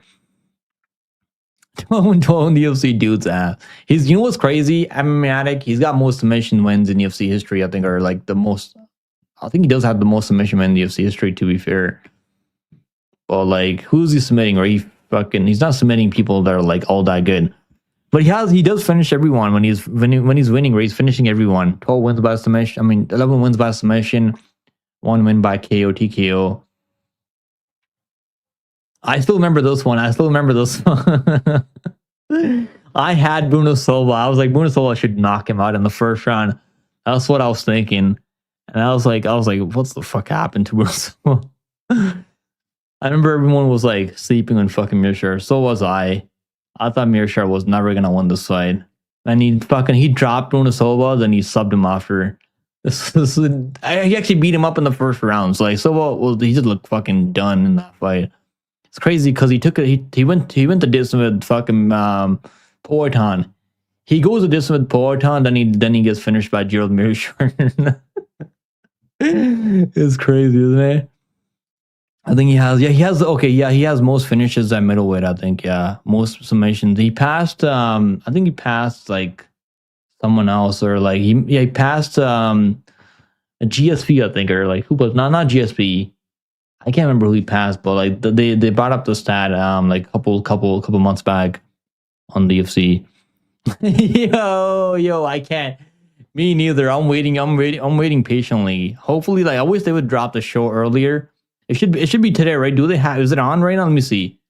I gotta check this out. Chat. This is important. Well, yo, they did look, they did drop the show. Here we fucking go, man. Here we go. Let's go, chat. Here we go. Look. Minus 129 units, bro. Holy shit. Here we go. It's on, bro. It's on. Now we can finally bet on fights and feel good about it. So in 2025, I mean, 129 units, bro. 129 units. How's like, that's crazy, bro. That's actually crazy. 129 units this year. Minus 129 units. If he just took underdogs, like if he just bet a unit on every underdog in the UFC, like he would probably be up money, I think. He needs to change his strategy, bro. Just bet 1 unit on every underdog on every card. I think that would go better for Ian Parker than fucking picking like Simone minus 5 units, bro. That's why I knew Barcelo was gonna win that fight. I picked Barcelos. I bet on Barcelos last week. Plus 160. And he made Simone a fucking premium play. Randy Brown. I told everyone that Randy Brown was not gonna win that fight. After I showed everyone in my stream last week that if Parker's on underdog, it's not gonna fucking cash. Marco Tulio. I was in Marco Tulio too, to be fair. So like I'm not gonna shit on him for that one. Charlie Solikov. Man, so I picked Solikov too. I mean, so I can't shit on him for that one. But look at the parlay. Three leg parlay, right? 3-leg parlay. Are they gonna show the parlay? No, they didn't even show the parlay that I fucking missed too. The 3-leg parlay. He had Ismail Bonfim in that parlay. If you guys didn't fucking know, Ismail Bonfim in a 3-leg parlay to get plus 125 odds on a 3-legged parlay is crazy work, bro. Crazy work. We'll go through the comments. We'll go through the comments in a little bit. Give me some time, Chad. We'll go through some comments right now. Does anyone know if Ian is his lifetime profitability? 129 minus 129 is just this year, bro. It's only 2025. That's not his lifetime fucking stats. I mean, I don't know if anyone knows his lifetime stats. 129 units is in this year, 2025. He's probably gonna end up at like maybe like 150, maybe 160 units, minus 160 units this year, end of this year. Imagine Parker's. Oh fuck! I almost dropped a mic there. Imagine Parker's being told to put out like I just think he sucks, bro. I don't think they're telling him to do anything. I just think he fucking sucks. How do you even get an ROI that bad? That's what I'm saying, bro. Like even if you have a bad year, you're probably gonna be down like maybe like 10, 15 units, like at the very least. Like if you're like doing really bad, if you're really bad luck, so you make some bad bets. Like 120 units is crazy work. It's because of this right here. Like Simone, like that fight, I told everyone that fight was 50-50. That he could like Barcelos is a live underdog, and he made Simone a -1, like at -180. Took Simone at -180 and put 5 units on that. Like the Randy Brown, I mean, I know a lot of people were on Randy Brown last week, so like it was, I mean, pretty fight. I thought Randy Brown was gonna do okay in that fight, but like Bonfim was good, man. I know people were just sleeping on Bonfim last week. Gabriel Bonfim, I mean, Ismail Bonfim is a quitter, but yeah, he's actually not that bad. All right, let's see what he's gotten this week. Let's see. This is all we've been waiting for all week. This is really important, chat. This is a part of our breakdowns every single week. Let's see what he's got this week. Let's see. Hopefully the stream doesn't get taken down if I play this.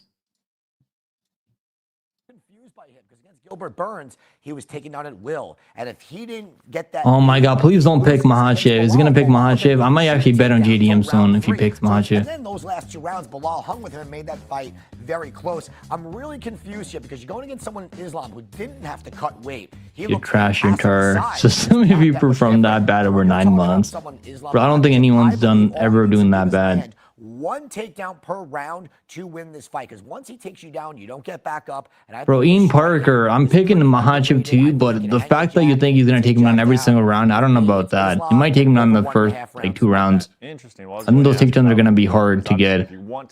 He's taking Islam in the over 1.5 rounds.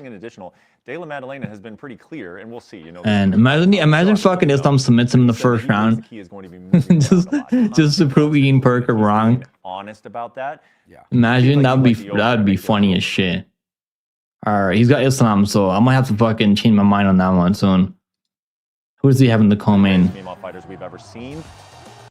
Wei Li, and I kind of heard it in your voice. You sounded a little surprised going after Zhang Wei Li. Well, Zhang Wei Li. That means Shevchenko's gonna win. That means Shevchenko's definitely winning this shit. I mean, that's not the craziest pick. I mean, the over 1.5 rounds and Islam to win to bring down the money line a little bit, but I don't know, man. -147 still seems kind of crazy. All right, let's see. He's got Zhang Wei Li, so I'm not gonna change my pick on Valentina anymore. Well, what are the best bets this week? What's the next one? Who do we have in the Sean Brady fight? That's what I'm curious about. athlete that you don't usually see at this weight class, the size. Great takedown. Oh, this is the best bets right here. Carlos Prates minus 125. That's the premium play, chat. That's the premium play this week. Holy shit. That's a pretty confident bet there for plus 120 odds. You get 5 units. Lean Edwards might win a fight now. On that one, let's move. He's got Michael Morales too. Oh my god. Like anytime I see the names Roman Kopylov and Gregory Rodriguez, we had one Ian player Parker, no. These guys, and in this one, you were going with the favorite, Gregory Rodriguez. Okay, so I will be very transparent. God. I don't love that number at minus 180 because sometimes he gets no Ian. However, on the feet, he's got RoboCop. Power. He does have a very good ground game. Damn, Brady's. I think Michael Morales is gonna break the curse. Morales should break the curse.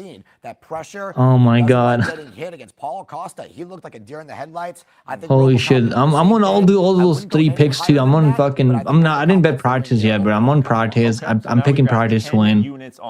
I'm like Morales is my lock of the week this week. What do you got in this matchup? Fuck. Give me Camilo over Slavaclaus here. I think he's got more ways to win. I think that Borishev is a good striker, but his wrestling Mateus Camillo. off his back. I can just see him going like 1 and fucking 3 on this shit right here. Great on the ground. Should take him down and get it done. I'm gonna do that for 1 unit. Well, let's see what the parlay is this week. We gotta see the parlay. 5 units. I'm gonna predict something right now, Chad. I haven't seen this before. I'm gonna predict like a 3-4 leg parlay to get like plus 120. Well, that's probably gonna be his parlay this week. I'm gonna tell you guys right now. He's probably gonna pick like 4 fighters because I know Ian so well by now.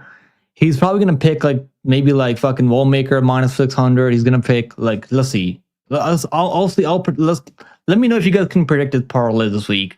If you guys haven't seen it, don't cheat though. Don't cheat, okay? You guys have to drop like, what do you think his parlay is gonna be this week? It's probably gonna be like 4 legs. The most chalkiest fucking 4 legs on this card. So maybe Wallmaker. It's probably gonna be Islam, Wallmaker, and like 2 other fighters. I don't know. So maybe it's gonna. I can't think about the other 2 legs. It's probably gonna be like a 3 or 4 leg. Maybe Blanchfield. Yeah, it's probably gonna be Blanchfield, Islam. Let's see. He really likes betting women's heavily. He's gonna have Fatima Klein. You're right about that. He's gonna have Fatima Klein in there for sure. Let's see. All right, let's see here. 2 units, give us the parlay, Ian. Your money, why not? Right? Feed us the parlay. He's got 5 units on Prates. At least that's not his premium play. So I don't feel that bad about him being in Morales anymore. At least if he made Morales a premium play, I would change my lock of the week like 100%. More play, but it comes in the form of a prop of the night. What do you got here with Angela Hill? And okay, well, best bets? You got the main. What do you have? His long shot is Chepe by decision, Tracy by decision. This shit's not fucking hitting, bro. I can see Benil winning. I mean, I'm picking Benil, I'm picking Chepe, but Tracy's not winning this shit. All right, let's see. However, he didn't try to. Week we're looking for some green. Where is the parlay? This is a long shot. How many long shots he's got, bro? He's got 2 long shots this week. He's gonna have to bet this shit. I mean, how many times does he have to bet this shit to like make 129 units? He's only putting 25.25. He might as well just put fucking 25 units on this right here. Maybe he'll like get all the 129 units back. Jiang Wei Li, Morales by KO, Islam Makhachev by submission. That's not that bad. That's actually not that bad. If you think Wei gonna win, like, well, just take the Wei Li money line plus 120. I mean, so, but it's a long shot, right? Match 125 for Camillo. Yeah, I can't fucking do it, bro. I'm trying to make convince myself to bet on the guy, but I can't bet him after he quit in the game green fight. All right, let's see. What's the parlay? Okay, there. Oh, Bo Nickel. How did I forget about Bo Nickel? There we go. Plus 101. I actually gave him more respect than I should have because I said his parlay would be like plus 120 for like a 3-legger. Boy, was I wrong. It wasn't plus 120, Chad. It wasn't plus 120. It wasn't plus 115. It wasn't plus 110. It wasn't plus 105. It's plus 101. Plus 101. Kyle Dawkins minus 500. Fatima Khan. He should have put Islam in there too just to get plus 110 at least, right? Plus 120 maybe. Fatima Khan minus 575. A fight that should go the distance, I think. Dawkins, I mean, just take Dawkins by finish, bro. Fucking hell, throw some balls against Parker. Bo Nickel. Minus 235 for Bo Nickel. You think this parlay is gonna cash? Plus 101. Are you gonna put your life savings on this gray shirt? If it doesn't cash, bro, hopefully Ian Parker has a fucking guest room for you where you can sleep at tomorrow night. You block the channel, bro. Don't block the channel. Why would you block the channel? This is like fucking. This is what I wait for every single week, bro. I'll wait for this shit every single week, just to like finalize my bets. It probably does cash, but I don't know, man. Plus 101, like you're better off like taking fucking like maybe what's her name? Fucking Angela Hill to win a round at plus 120. Like I think that's a much better bet than betting 3 fighters at fucking plus 101. Like that's how my mind works, bro. I can't bet a 3 fighter parlay at plus 101. Like plus 101 for a 2-legged parlay is like not that bad. I mean that's still like kind of chalky, but that's not that bad. Then 2 fighters you think are gonna win for sure. Well, this is just crazy, bro. Like, so why didn't he put any of his best bets this week in a parlay? That's what I don't understand, right? Look, his best bets. These are his best bets, but he doesn't put any of them in his parlay. What? That's kind of weird, right? If you're confident in your bets, wouldn't you put them in your like parlays and shit? So he didn't put his best bets in any parlays. Like, look, it's not in those. It's in his long shot parlays. It's not in his Okay, he's got Mike Morales by K on the long shot and Islam. Ian the Goat Parker. Let's see the comments now. The comments are like my favorite part of this video every single week. Let's see what the comments say now. The show is reaching legendary status. Could you imagine fighting the UFC reading Ian put 5 in on you to win? Oh my god, this was fucking hilarious. I'm gonna give a thumbs up for that one. You gotta take the losses with the bigger losses. Okay, we missed the intro. We missed the intro. Is he gonna go over like where's the intro? Yeah, let's go over this intro. Buddy Brett Okamoto alongside Ian Parker. I can't believe I missed the intro, bro. Big Apple, big show. Let's go. Man, all right, here we go. I would be embarrassed for if I was Ian Parker. I would be embarrassed to do this show every single week. If I was John 129 units, I would feel fucking embarrassed to do this show. People picking Jack just want to say I told you so. You mean people? Okay. You think no? I think he's a good fighter, bro. He's got good striking. I mean, it's not like he doesn't have a chance to win. It's an MMA fight at the end of the day. West Coast. All right, let's see. Let's see. I can't believe I missed the fucking intro, bro. I watch this shit every single week. Let's go. Well, we are still going to do all right, every week, and that is go through every fight, all of Ian's best plays for UFC 322. But before we do, look back at Bonfim. Is he going to say anything? Brown, how did we do at the his parlay, bro? You know why that parlay missed last week? Because I think he had Isma Bonfim in that parlay, with the premium parlay. So that was like 5 units on that parlay. Crazy stuff, Ian.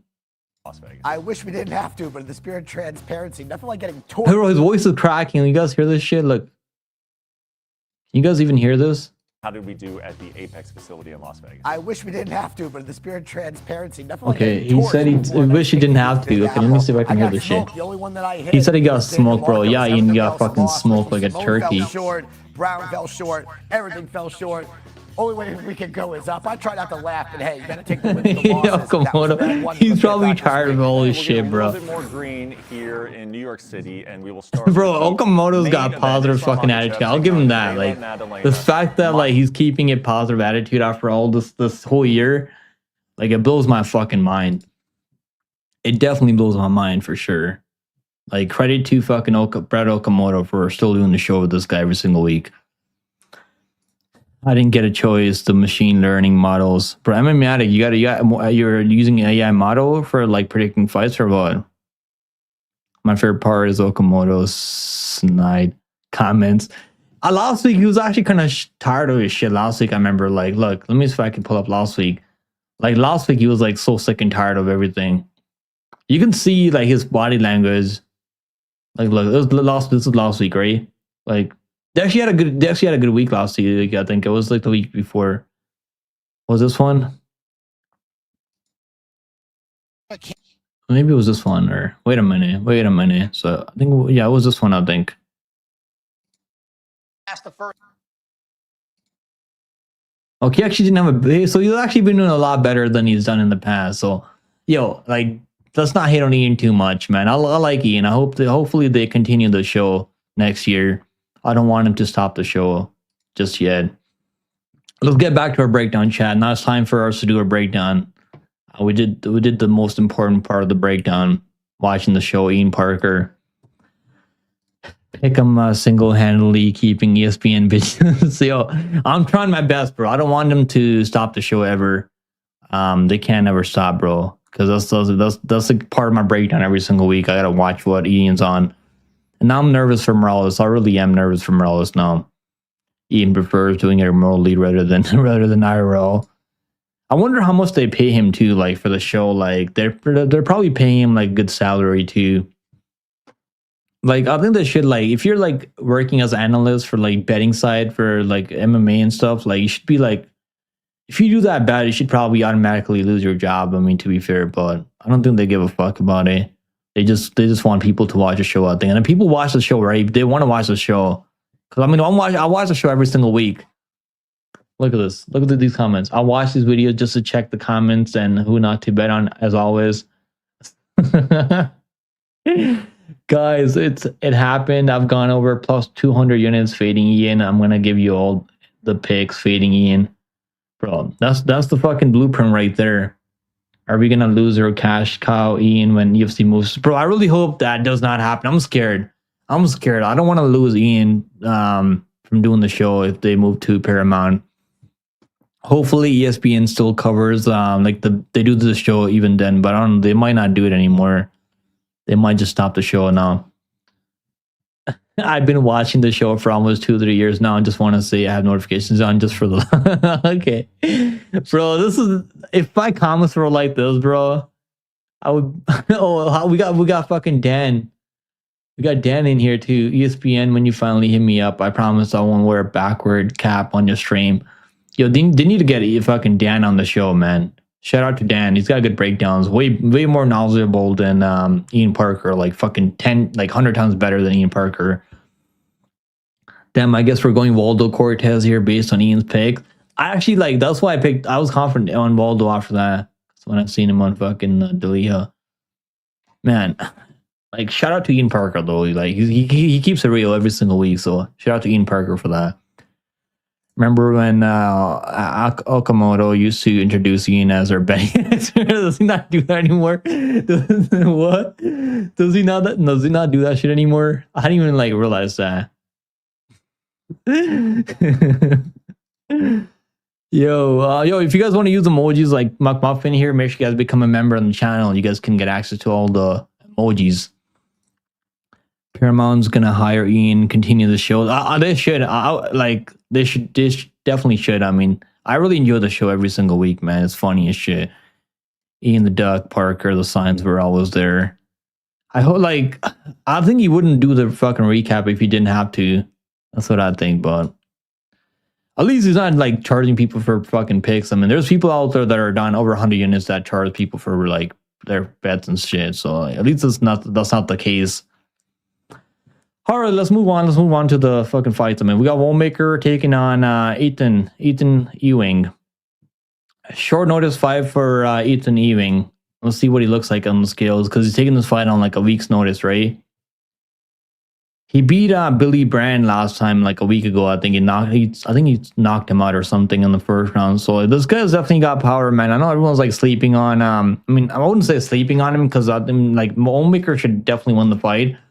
But I'm just saying, I'm just gonna warn you guys right now, like, don't completely write off this guy Ewing. I know he's been knocked out before, like couple fights back, but I wouldn't like completely write him off. He's got skills. He's a dangerous striker. He's got power on the feet. He's a big dude for the weight class. So like, I wouldn't completely sleep on him. Did you guys really pick Sabatini? Oh, Chepe, I'm 94%. I was like, what? Wow, that's crazy. I can't believe you guys picked Mersco at 94% too. Like, I think he can win, but like 94% is definitely crazy though. Guys, also, I'm going to be live for a little bit later, man. Once we go through this card quickly, I'm gonna be live, so hopefully we can be done with this breakdown within like 2 hours. Then I'll go live for LFA later. The LFA card's gonna, like last week I gave you guys a really good underdog, Shannon Clark, and I also gave you guys the over 4.5 rounds last week, and I also gave you guys the under 1.5 rounds in the co-main for LFA. So we cover everything. I mean, I cover LFA on here. Like I don't do a prediction for LFA because I don't have time for that shit. But like, yeah, this week I like the over 2.5 rounds. The Poitin sisters fighting in LFA later, so I think it goes the distance. And I like Pyres to win. I'm only worried about Pyres' size advantage. Like, I mean, difference, because not the biggest guy for the weight class in LFA later. Looks like I'll be watching. Bro, LFA is going to be fun tonight, I'm telling you. We lost a really good fight because I was pretty confident the under 2.5 rounds in the Stockman fight. But that fight got canceled, I think. So it is what it is there. He was losing to Brand. Was he? I didn't watch the fight, bro. I didn't watch the fight. I'm not gonna like sit here and be like, "Oh, watch the fight." I only seen it on Tapology that he knocked him out. He does have power though, but like Billy Brand is an okay fighter. Like he doesn't do that bad. I know he got knocked out. He got like clubbed and sub by what's his name? Fucking Cody Haddon. It's weird, right? Cody Haddon. He's pulled out like out of 2 fights now. Because he was supposed to fight what's his name? He was supposed to fight Alexander Topuria. Alexander Topuria is fighting next week in Qatar. I believe he's taking on, who's he taking on next week? He's taking on Almakhan, Bekshad Almakhan. I'm picking Bekshad Almakhan, bro. I think he could knock out Ilya's brother Topuria. I don't know if he's gonna, like, Topuria might be able to take him down. Maybe he cannot wrestle him. He's definitely not as good of a striker as his brother Ilya Topuria. So I think Bekshad could knock him out next week. It's all favorites on the LFA fights that I've got. You got numbers for. I feel like we're gonna get some underdogs in that card. LFA is like sometimes it's rare you get all the favorites winning. There's always like an upset or two. I think Rep can win as underdog. I like Rep as underdog. I think he can win as underdog over Poitin's sister. If Rep's out there like mixing in takedowns, and I told her, I messaged her on Instagram, I was like, you should probably wrestle. She's like, we'll see. She told me like, I'll be there wherever the fight like goes. I'll be ready. I wish she wrestles. If she wrestles, she could make that shit look easy. Will Tracy's eyelashes? Is she gonna wear eyelashes for the fight again? Probably. I mean, why wouldn't she, right? She wants to look good. For all of us, so she can do whatever she wants, bro. I don't care. As long as he looks good, we get some wrestling exchanges in that fight, I'll be happy. I'll be happy, man. But all the fight fixing rumors recently, it definitely makes sense to me. I've only got enough for 4 of the bouts, so it isn't a lot. So it doesn't have enough fight for me to predict. Which one are you talking about? Oh, you're talking about the Michelle. No, Eileen Pereira, right? And the Rep fight. I like the dog there. I don't think she's not good. She's 1-2 in MMA, and she's beating absolute fucking cans over there in karate combat.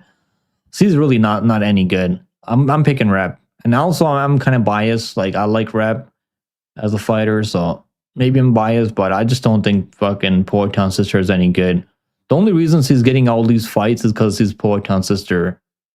That's the only reason I think she's getting all these big fights. And I think the UFC probably would have signed her too. If she goes on maybe a 4 or 5 win streak, they would probably sign her to the UFC, I think, just because she's Poitin's sister. Bro, I think she's gonna win, man. I like Rep too. I do like Rep a lot too. She's got that dog in her, and she mixes in takedowns. I think she's gonna make it look pretty easy, honestly. But I don't know if she's gonna wrestle. If it's striking only, I kind of do favor Rep. She's got more dog in her. But Pereira does have like decent kickboxing, but I don't think it's that good. All right, let's move on. This fight, I think it probably goes under 1.5 rounds. I'm honest, bro, the line's coming down. The line is fucking coming down. Look at this shit. Bowmaker minus 410 now. Isn't that crazy? Is that not freaking crazy, bro? This guy's taking the fight on short notice, and he's like, this much money's coming in on him. That is pretty wild, though. If he comes in here and knocks off fucking Wallmaker like on a 1 day's notice, bro, that would be something, right? That would be something. Imagine. I like the under more than anything. I like the under even more than Wallmaker money line. I think they're gonna strike with each other, and someone's probably gonna go to sleep early. I gotta pick the guy on full camp. I mean, obviously, I'm picking Wallmaker, but I mean, this guy is not that bad. I'm just saying, he's not really not that bad. But it's crazy how much money is coming in on him. He's like, what was he? He was a big underdog before, I think. So now he's only like plus 310. So he's plus 525, and now he's plus 310. I think that makes sense. I mean, like, no one should be that big of an underdog.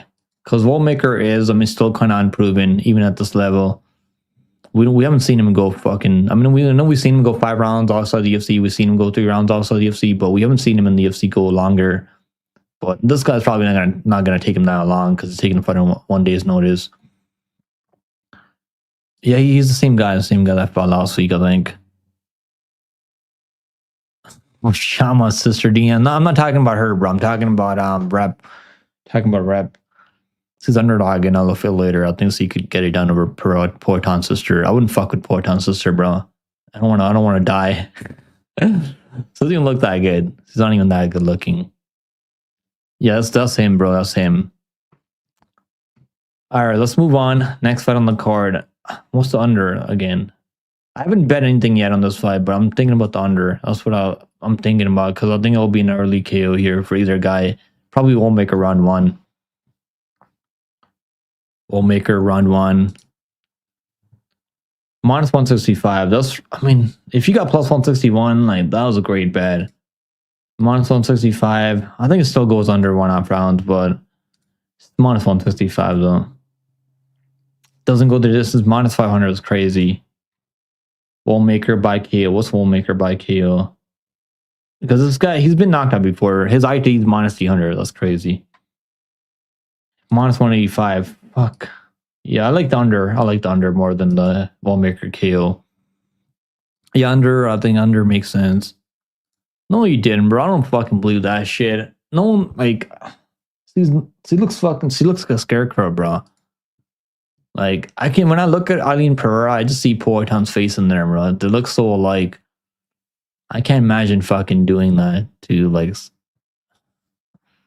Alright, I mean, to each their own, so I'm not gonna, like, hate on you for doing what you're doing. Keep it up, bro, keep it up. Alright, let's move on. Next fight on the card is going to be... I gotta go through this quickly, bro. I'm gonna be live later, like around 7, I think. Because our LFA card, I believe, starts at 7:30 maybe. Let's see. Next fight on the card is going to be Aaron Blanchfield versus Tracy Cortez. Blanchfield versus Tracy Cortez. Who's gonna win this shit? Who is gonna win this shit here? Did I not do a poll for the last one? I forgot to do a poll. Fuck the polls. I don't have time for the polls anymore. I'm picking Blanchfield to win. It's a rematch. So, I mean, the first fight was really close, and Blanchfield was only like 20. I think she was like 21 years old or like 22 years old back then, really young. There's the weigh-ins you guys have been waiting for. There it is. There it is. There it is. Yeah, fuck the polls, man. We don't have time for the polls. He's my fucking uncle, bro. That's who he is, my uncle. He's got a stall, man. You know, he sells food in the streets over here. Like, he makes fucking what's it called? Golgappa. Yeah, he makes chicken biryani. Right, Manraj Gupta. Or he might, like, I think he actually like upgraded. He's a doctor now, so he might be a doctor now. Right, uncle? Tracy Cortez, man, looks good as always. I'm not gonna lie, like, she looks so good. I think she's one of these girls that can look good even in her like late 30s. Like, how old is he now? He's like 20 something, right? How old is Tracy Cortez now? Wait a minute. Okay, she's 31, bro. She's 31. That was crazy. She still looks so good. I mean, 31's not even old, though. 31's not even old. We can't pick her to win this fight, man. Like, we got to go with Aaron Blanchfield. Because there's no way. When you look this good, you're not going to win fights at the highest level in the UFC. There's Blanchfield. Man, they both look kind of good. I'm not going to lie. They both look kind of good. This is the breakdown we need. This is the fucking breakdown. They both look good. I'm going to go with the girl who's not as attractive as Tracy Cortez. Yeah, it's gonna be Blanchfield by. I mean, I'm gonna say my prediction is on the scorecards. That's probably how he wins. Season nearing her expiry date. That's a crazy thing to say. Gray shirt. Remember that time Tracy was live on Instagram and a random dude flashed. Bro, what? That's crazy. That's fucking crazy, bro. How would he do that? I mean, it's like, you mean random live? I mean, so how would he join the live stream? I know. Okay, I think you can join other people's live streams right on Instagram. I never went live on Instagram, so I don't know how that works. But that was fucking crazy, bro. There's no way people actually do that shit. I would be embarrassed to even do that. Blanchfield's hotter than Klein. Of course he is. Okay. What the fuck? I mean, I'm sure she learned a lesson from that. Not let random people join our live streams anymore.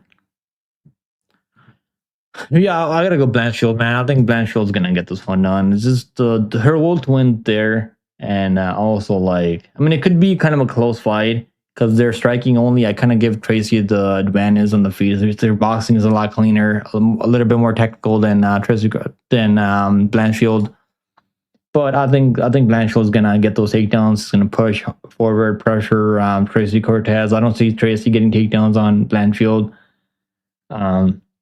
And also, I think Blanchfield's got more dog in her, so she's just gonna try a little bit harder, even if things aren't going her way in the first round.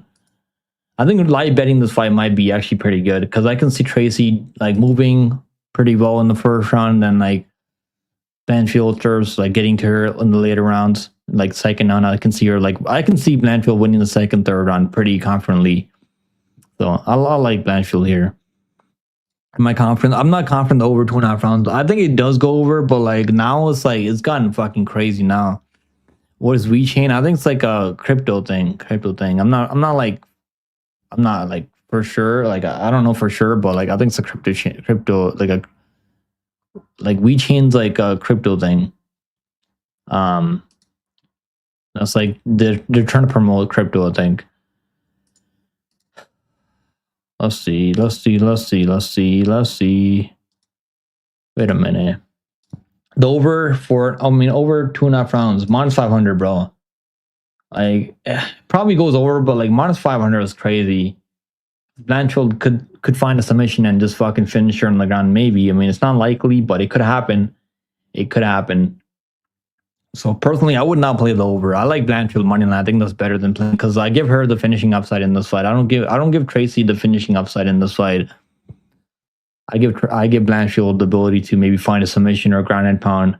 And Tracy, if she wins, it's probably gonna be like a close 29-20 decision. But I think Blanchfield's not gonna lose this fight in a rematch, especially. She's been waiting for the rematch forever. Blanchfield money line, I think, is still good for parlay. Even a minus 250 is not that bad.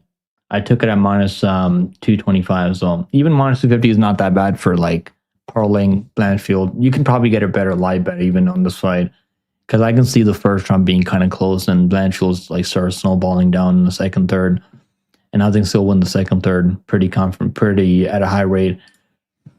Let's move on. Next fight on the card is going to be RoboCop Gregory Rodriguez. 185 pounds for Gregory Rodriguez, RoboCop. RoboCop's going to win this fight. But Kopylov, we got Chase Hooper 2.0. Roman Kopylov. Can he knock out RoboCop? I think there's definitely a possibility that he could sleep him. RoboCop's been chinned so many fucking times, bro. He's been chinned by people that have no business finding his chin and knocking him out. So I'm kind of worried for RoboCop sometimes when he's exchanging in the pocket. Because he leaves the chin up there. He also doesn't have the best cardio, but this is only 3 rounds. The reason I'm picking Rodriguez to win here is because of the wrestling, the grappling. Is he going to wrestle? I can't really tell you guys if he will wrestle because he might just go out there, stand and bang with Kopylov and get knocked out cold. Could happen, but I'm gonna trust in RoboCop to. Let me not say that because I haven't bet him yet, so I don't know if I'm gonna bet him. He could find a submission maybe on the ground, but like he might not even wrestle. That's the thing with RoboCop. Off of these fights, he could make it look really easy. I think he could have probably took down Bruno Ferra and wrestled him if he wanted to, like finish him on the ground maybe. But he doesn't fucking wrestle sometimes. So that's something I worry about for RoboCop here. But if he does wrestle, I think it'll be an easier fight for him. He can finish him by ground and pound on the ground. I don't think Kopylov has anything off his back if he gets taken down. Kopylov's takedown defense has gotten better. Like his first, like in the first round, he can defend takedowns, but if you keep trying to take him down, like you can get him down in the second round. Like if you keep trying, you'll get him down, I think. So whether he does that, I don't know. I can't tell you guys, but I'm gonna pick him just because the wrestling advantage is here for RoboCop, and also striking. I think he's gonna pressure Kopylov, and I think the pressure will get to Kopylov, and Kopylov gets a little bit tired fighting on the back foot. He likes being on the outside. It's kind of free flow out there. Kopylov is definitely the better, more faster, quicker striker, and he has better footwork than RoboCop. So like, there's definitely things to like on the Kopylov side if you do want to bet the side on Kopylov. But I gotta go with. I mean, I faded. I don't think RoboCop's like that good. I picked against RoboCop in the past. I think I picked what's his name? I picked Hermanson to beat him. By the way, I picked Jack Hermanson to fucking this isn't him. I mean, I think it was like I thought Hermanson could just kind of dance on the outside, but the pressure got to Hermanson and he got knocked out pretty brutally. So I'm gonna pick RoboCop here. I think he probably does get it done here. But both guys look pretty good in the scales. Next fight on the card, we have Rodolfo Vieira taking on Bo Nickel. Man. Rodolfo Vieira looks absolutely fucking jacked. I mean, he's definitely on the Brazilian secret juice. Bro is definitely on the secret juice. Look at this shit. Bo Nickel just looks like another fucking dude. Just looks like another fucking dude. Doesn't even look like a fighter to me, to be honest. How is Bo Nickel gonna? I feel like this fight's gonna be really boring. That's what I think. I think this fight's gonna be one of the most boring fights on the card. I think they're gonna strike. I don't think Bo Nickel's gonna grapple him. I really don't think Bo Nickel's gonna wrestle Rodolfo Vieira. At least early. He might wrestle him in the second, third round, maybe. But I don't think he's gonna wrestle him. I think it's gonna be a striking match, and I don't know who to favor. I give Bo Nickel like the better. I think he's got better cardio than Rodolfo Vieira. Maybe he can win the second, third round, but it's going to be extremely close. And I think this fight's going to go the distance. So that's what I like. I took the fight goes distance. It's like plus 115. I think minus 125 now. It's not bad at all. Fight goes distance is really good, I think, on this fight. Because like we've seen it in the Paul Craig fight. I mean, if he's worried about like you finding a submission on him on the ground, he might not even wrestle. He might strike with you for 15 minutes. It's gonna be a really boring, low output striking match. That's what I feel like is gonna happen here. Bo Nickel by decision. Like I like the over, man. I like the over more because I think you're gonna have to sweat it out a little bit if you take Nickel. Like if you take a side in this fight. Over fight goes distance minus 125. I bet that at minus 115, so it's not that bad even now. Over 2.5 rounds minus 154. I mean they've opened the over 2.5 rounds at like minus 180. See, so it's kind of crazy.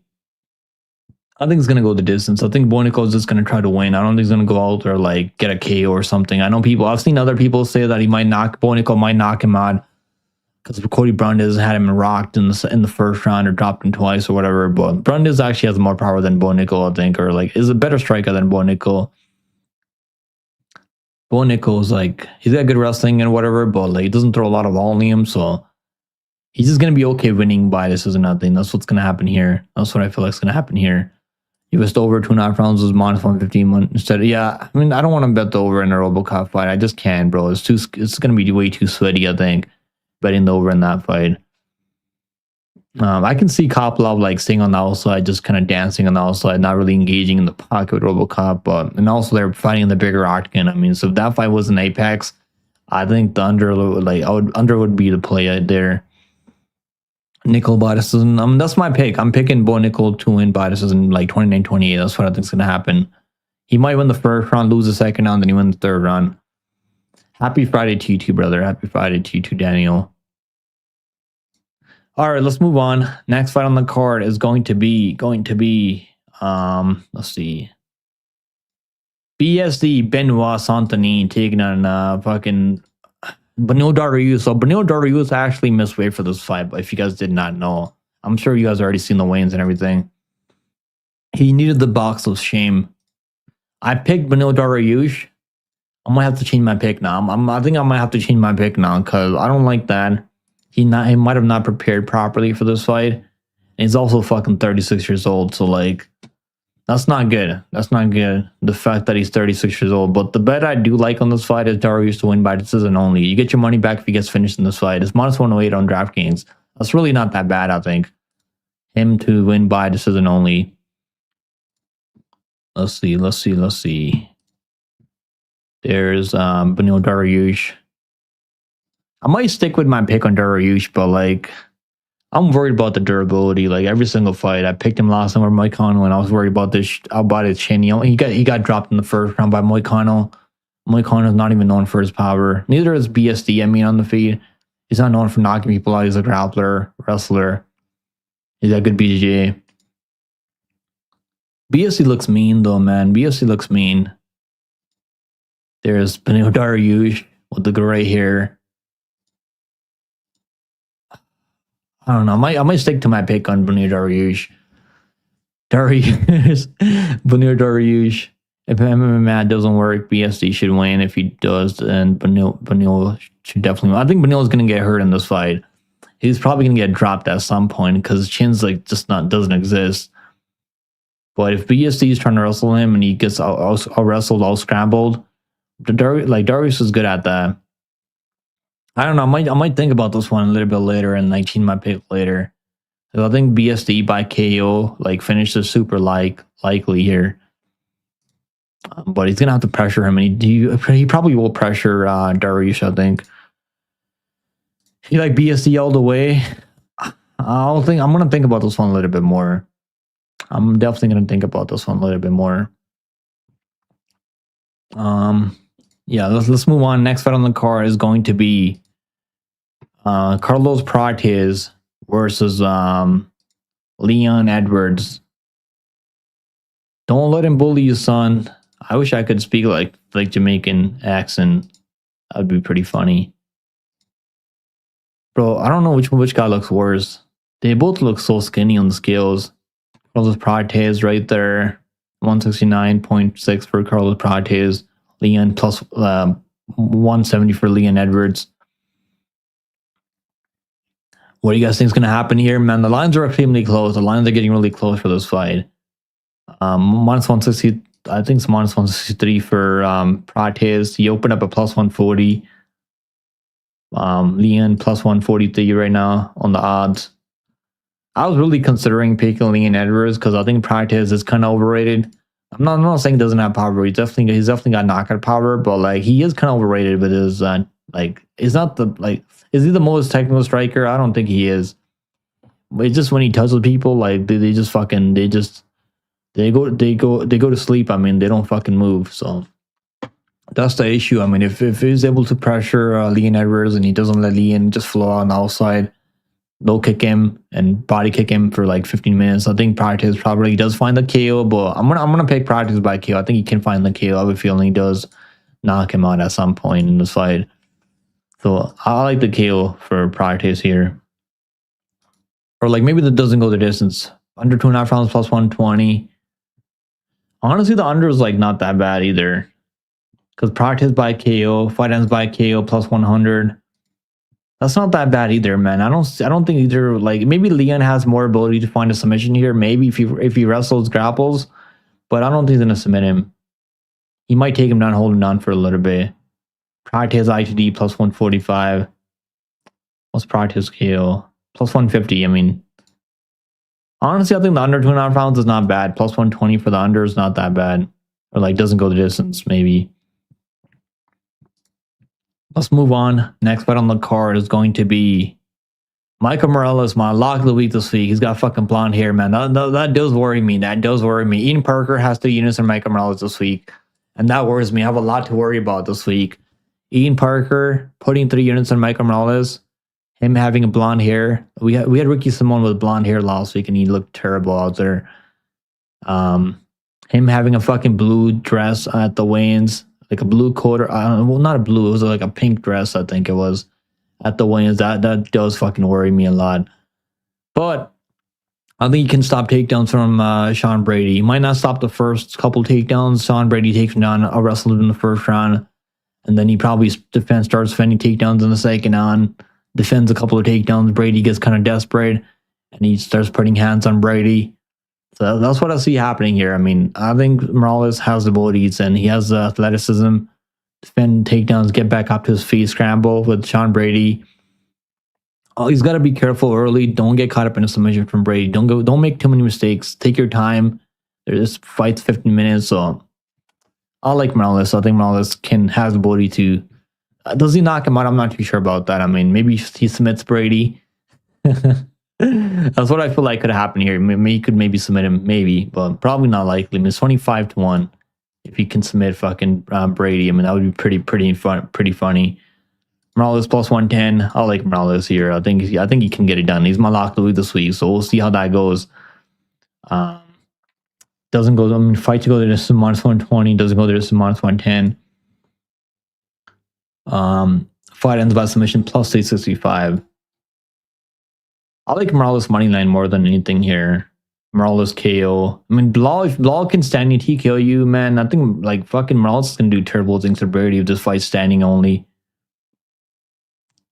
Brady by submission plus 375. Morales KO plus 250. The KO is not really that good. I mean, I like the money line. I mean, he can win by decision, he can win by KO, either method. I think Brady gets a submission. Maybe if he can get his wrestling going, maybe, but I think Morales, like, I know he hasn't fought anyone at this level when it comes to grappling, but maybe Satan defense is really good. I know he's been taken on before in the past, but he normally is able to get back up.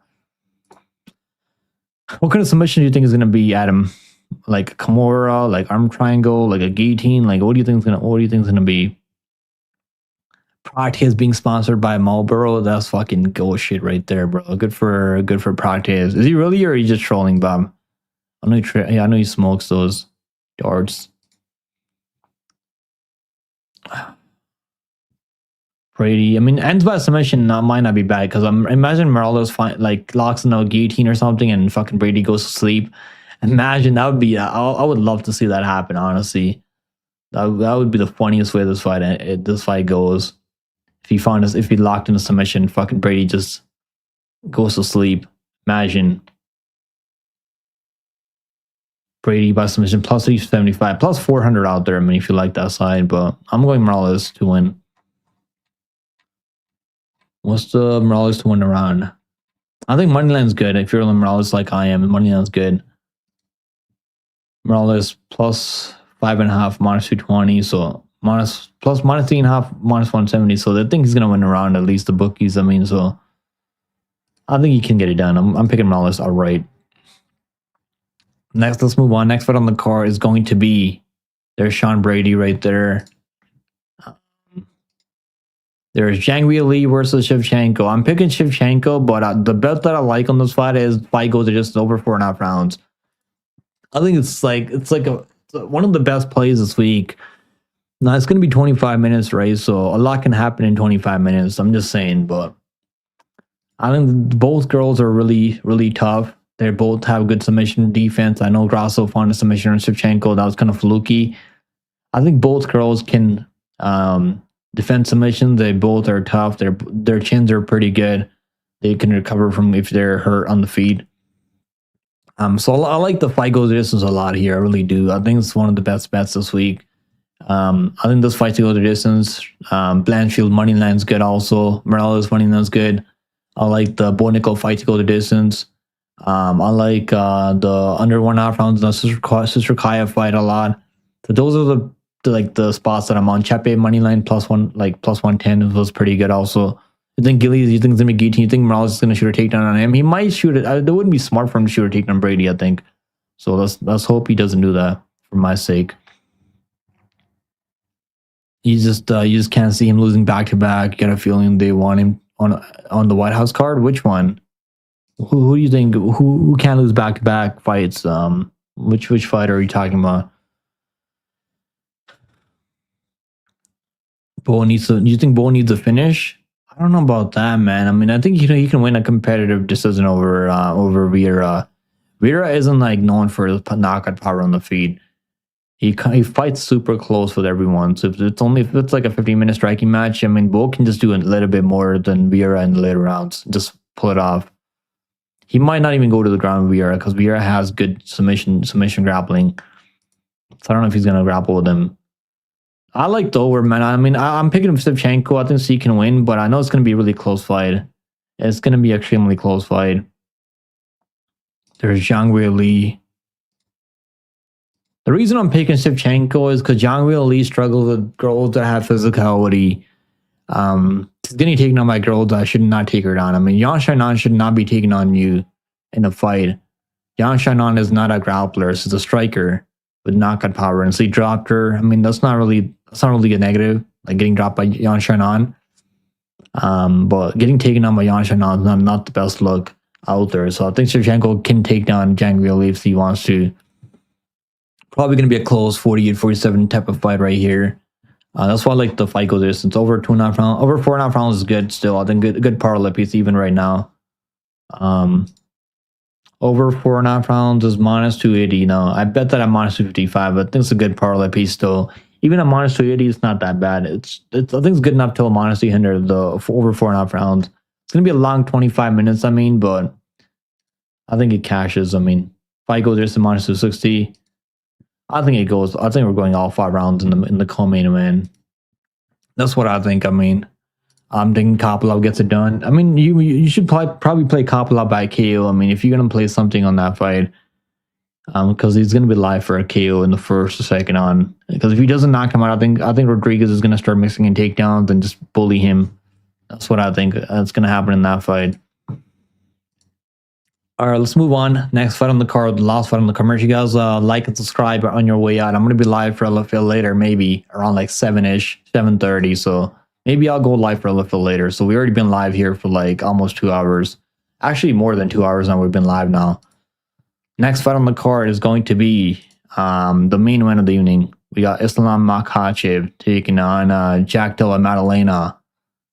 Man, Islam's I don't like the way he looked on the scales, to be honest. He looked really like kind of skinny. I mean, maybe just him flexing like that, but and JDM needed the box of shame. And who looks better? I want to bring up the face-offs after. Like, I picked JDM every single fight in UFC. I picked him over Bilal Muhammad, bet him at plus 125 Bilal Muhammad. I picked him over Kevin Holland. I bet him plus 110 over Kevin Holland. Can you guys fucking believe that? I also bet JDM decision. I bet the over 2.5 rounds in that fight. It was like fucking minus 120, I think, for the over 2.5 rounds. Like, I've made more money on JDM than probably anyone out there. I've been pretty profitable betting JDM fights, and I feel like this fight, I haven't made a bet on either side on this fight yet. I don't have any bets on this fight yet. What I'm thinking about doing is maybe waiting for maybe a live bet this fight is probably going to be better. Because if I see Islam going for submissions and JDM is able to survive those submission attempts, and he's able to scramble back up, then we're gonna see in the first round how good his taking defense is, like how well he's gonna be able to scramble against a guy like Islam Makhachev, who's got really good ability to take you down, chain wrestle you, ankle. Like he's got a lot of takedowns in his arsenal. He doesn't just go for double legs or single legs. He goes for he can take you down with the body lock trips. That's the one thing people aren't really talking about, those trips up against the fence and in the clinch. He can take you down in the clinch. So Islam's gonna be able to take him down in the first couple rounds. I would be really shocked if JDM defends all the takedowns in this fight. It's not gonna happen. He's gonna get takedowns over JDM. He's gonna go for submissions over JDM, I think. Whether JDM can survive the submission attempts, we're gonna find out soon enough tomorrow. He has been able to survive submission attempts before. He survived the submission attempt against Basil Hafez. He survived the arm triangle against Andalusa. Those guys should not be putting you in submission attempts. And I think he was also locked. Gilbert Burns was close to getting his back and locked. I mean, he had his back for a round, I think. And he was my lock Luke over Gilbert Burns, by the way. So I was pretty confident he's gonna win that fight, but he was losing. I mean, the first 2 rounds. I mean, I thought it was 1-1. To be fair, I thought he won the first round. He got taken on second on me, obviously, but I thought it was 1-1 heading into the third round. But he still got taken on in the third round. His arm was broken, to be fair. So I don't want to forget about that part. His arm was messed up in that Gilbert Burns fight. And what else? The Kevin Holland fight should have been unanimous, I think. It should have been like a 30-27 JDM. That's what I think in that fight. That was like some bullshit judge who scored that fight for Kevin Holland. I thought he could knock out Bilal Muhammad. Like, Bilal Muhammad has worse striking than Islam Makhachev. He finished Gilbert Burns. I mean, so like people weren't really even like people. A lot of people were picking against him in the past. Look, the Kevin Holland fight. Look at this, bro. People were picking Kevin Holland. Like 53% of the people. I remember. Like I got GDM plus 110 there over fucking Kevin Holland. Like, can you fucking believe that? Plus 110 over him. His decision prop was like plus 220. So the Basil Hafez fight, I mean, I think I bet the under 1 hour there, so like that didn't cash, obviously, because under 1 hour didn't cash. Basil Hafez, I mean, he was probably on steroids, to be fair, because they don't even test you when you take a fight on short notice. They don't really like test you properly. He had like 3 weight cuts in that heading into that fight, right? Because he had like a different fight before Basil Hafez, and that fight fell off, and Basil Hafez took him on a short notice. Like let's talk about we talked about JDM, right? Let's talk about Islam Makhachev. Like, we can't just glaze Islam. Like, the Moicano is a former 145er. Dustin Poirier, former 145er. Volkanovski, 145 champion. Charles Oliveira, former 145er. So like, obviously, like, he's gonna fight a 170 pounder, like a true 170 pounder here. Like, Dan Hooker, I mean, took the fight on short notice, right? Moises took him down in the first round. He finished him in the fourth round. That was like a little bit of a closer matchup than it should have been. He dominated Jude Ober, I mean, to be fair. So, I mean, all those guys are high level. I wish we'd seen that Armas Rukin fight play out. But obviously, Armas Rukin's too busy out there fucking eating food, recording himself, doing all that bullshit out there, not fighting. So, if we've seen the Armas Rukin fight play out, and he actually dominated Armas Rukin, I think he could have beaten Armas Rukin. He was a better striker than Armas Rukin. He would have to take the defense to defend takedowns against Arman. That fight was going to be really high level, I think. So now we're going to find out now what's going to happen. I'm going to pick Islam by submission. I think he can put him in the same submission attempts again. Whether he puts him to sleep, we'll find out tomorrow. So we'll see what happens. I mean, if I get a pick wrong here, it is what it is. It's going to be a high-level fight. Honestly, part of me doesn't even want to bet this fight. It's going to be such a good fight. I don't want to like be worried about my bet on this fight when I'm watching this high-level fight. It's like one of those fights you don't have to bet every single fight. And sometimes I don't like betting on fights that I really just want to sit back and enjoy. Or maybe live betting, it would be better, I think, in this fight. If you see JDM get taken down, he's like plus fucking 600, plus 800 in the first round. Probably not going to be that wide. If he's getting out wrestled easily in the first round, then it's not going to go well for him. Maybe you can still get him like plus 600, plus 700, like after round 1, because he's going to be a massive underdog. So I think live betting might be better if you like the JDM side. You really think Islam will find the submission? Me too. I think he can find the submission within the first 2 rounds. JDM also said that he didn't even know his arm was broken. Because he had a lot of adrenaline rushing through his body. Probably that's why. I always thought JDM got an unfair, quick push to the top. Good matchups for him. He did take the Bilal Muhammad fight on short notice, to be fair, right? So, because I think he was supposed to fight Leon Edwards.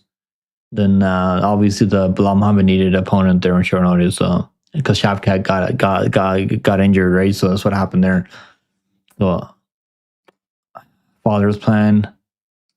I think so, man. I think Islam has the ability to find a finish on the ground. Could be ground and pound, could be submission. I lean towards submission more than ground and pound. We'll see what the odds are. I mean, the odds are getting crazy, man. I was telling myself if JDM's like anything over plus 250, I'll bet him.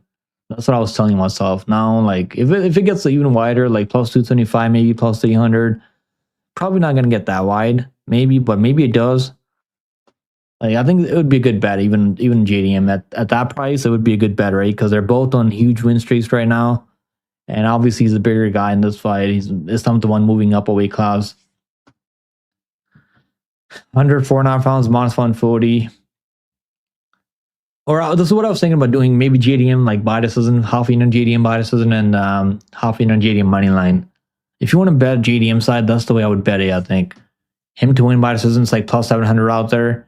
And his money line's like plus 255, right? So like, And the best way that could go is if he wins by decision. JDM just beats him up in the later rounds, takes over, lands more damage. It's a close fight. 28-20. I mean 48-47 maybe. If Islam can finish him all the way in the first round by submission, could definitely play out pretty close. But yeah, that's about it, Chad. I gotta be out of here. We've been here over 2 hours. I'll see you guys tomorrow, man. Hopefully, you guys have a really good night. Okay. Actually, maybe I'll see you guys later for LFA. I don't know if I don't know. I've been live already like too long today, so maybe I'll see if I can go live later for LFA. Because LFA, let me see, when's LFA card starting at? LFA is starting at 7:30 p.m. 7:30 p.m. So honestly, maybe I'll go live for LFA. Let me see UFC Fight Pass. When is the main card starting? Because I don't like when they take like 30 minutes or 1 hour between the prelims and the main card. That really makes me really mad. That makes me really mad. I mean, let's see. When the main card starting? Main card starts at 9 p.m. bro. Oh my god. So 7:30 to, that's like 1.5 hours, right? How many prelims are on this card? 1, 2, 3, 4, 5. So 5 prelims. Okay, that's not that bad. There's not going to be any time between the main card and the prelims. Maybe then. I want to see this fight, man. I'm high on this guy, Ansar Khamzhayev. He's like. I mean, you can't even bet him at this point. I mean, I'm just saying, but he's a prospect to keep an eye on. He's really good everywhere. I like Rep as underdog. I think he can win another field later today. I like Melvin Jobel. He's definitely gonna win, but it's minus 600. What are you gonna do? You can't even bet the over in that fight because they don't have the over line in this fight. I would bet the under 1.5 rounds if I could. I like the Pyres money line. The size difference does scare me a little bit in this matchup because Artem Bekov's Belok's gonna be a lot bigger than him. This one, I'm not really sure about this one. I mean, this one probably goes under 1.5 rounds. This card is not really the most stacked card for LFA, but it should be a fun card. Yeah, we lost the Stockman fight, bro. I had the under 2.5 rounds, like minus 150. I was pretty confident that I had 2 units on the under 2.5 rounds there in this fight right here. So I'm pissed off that fight got canceled.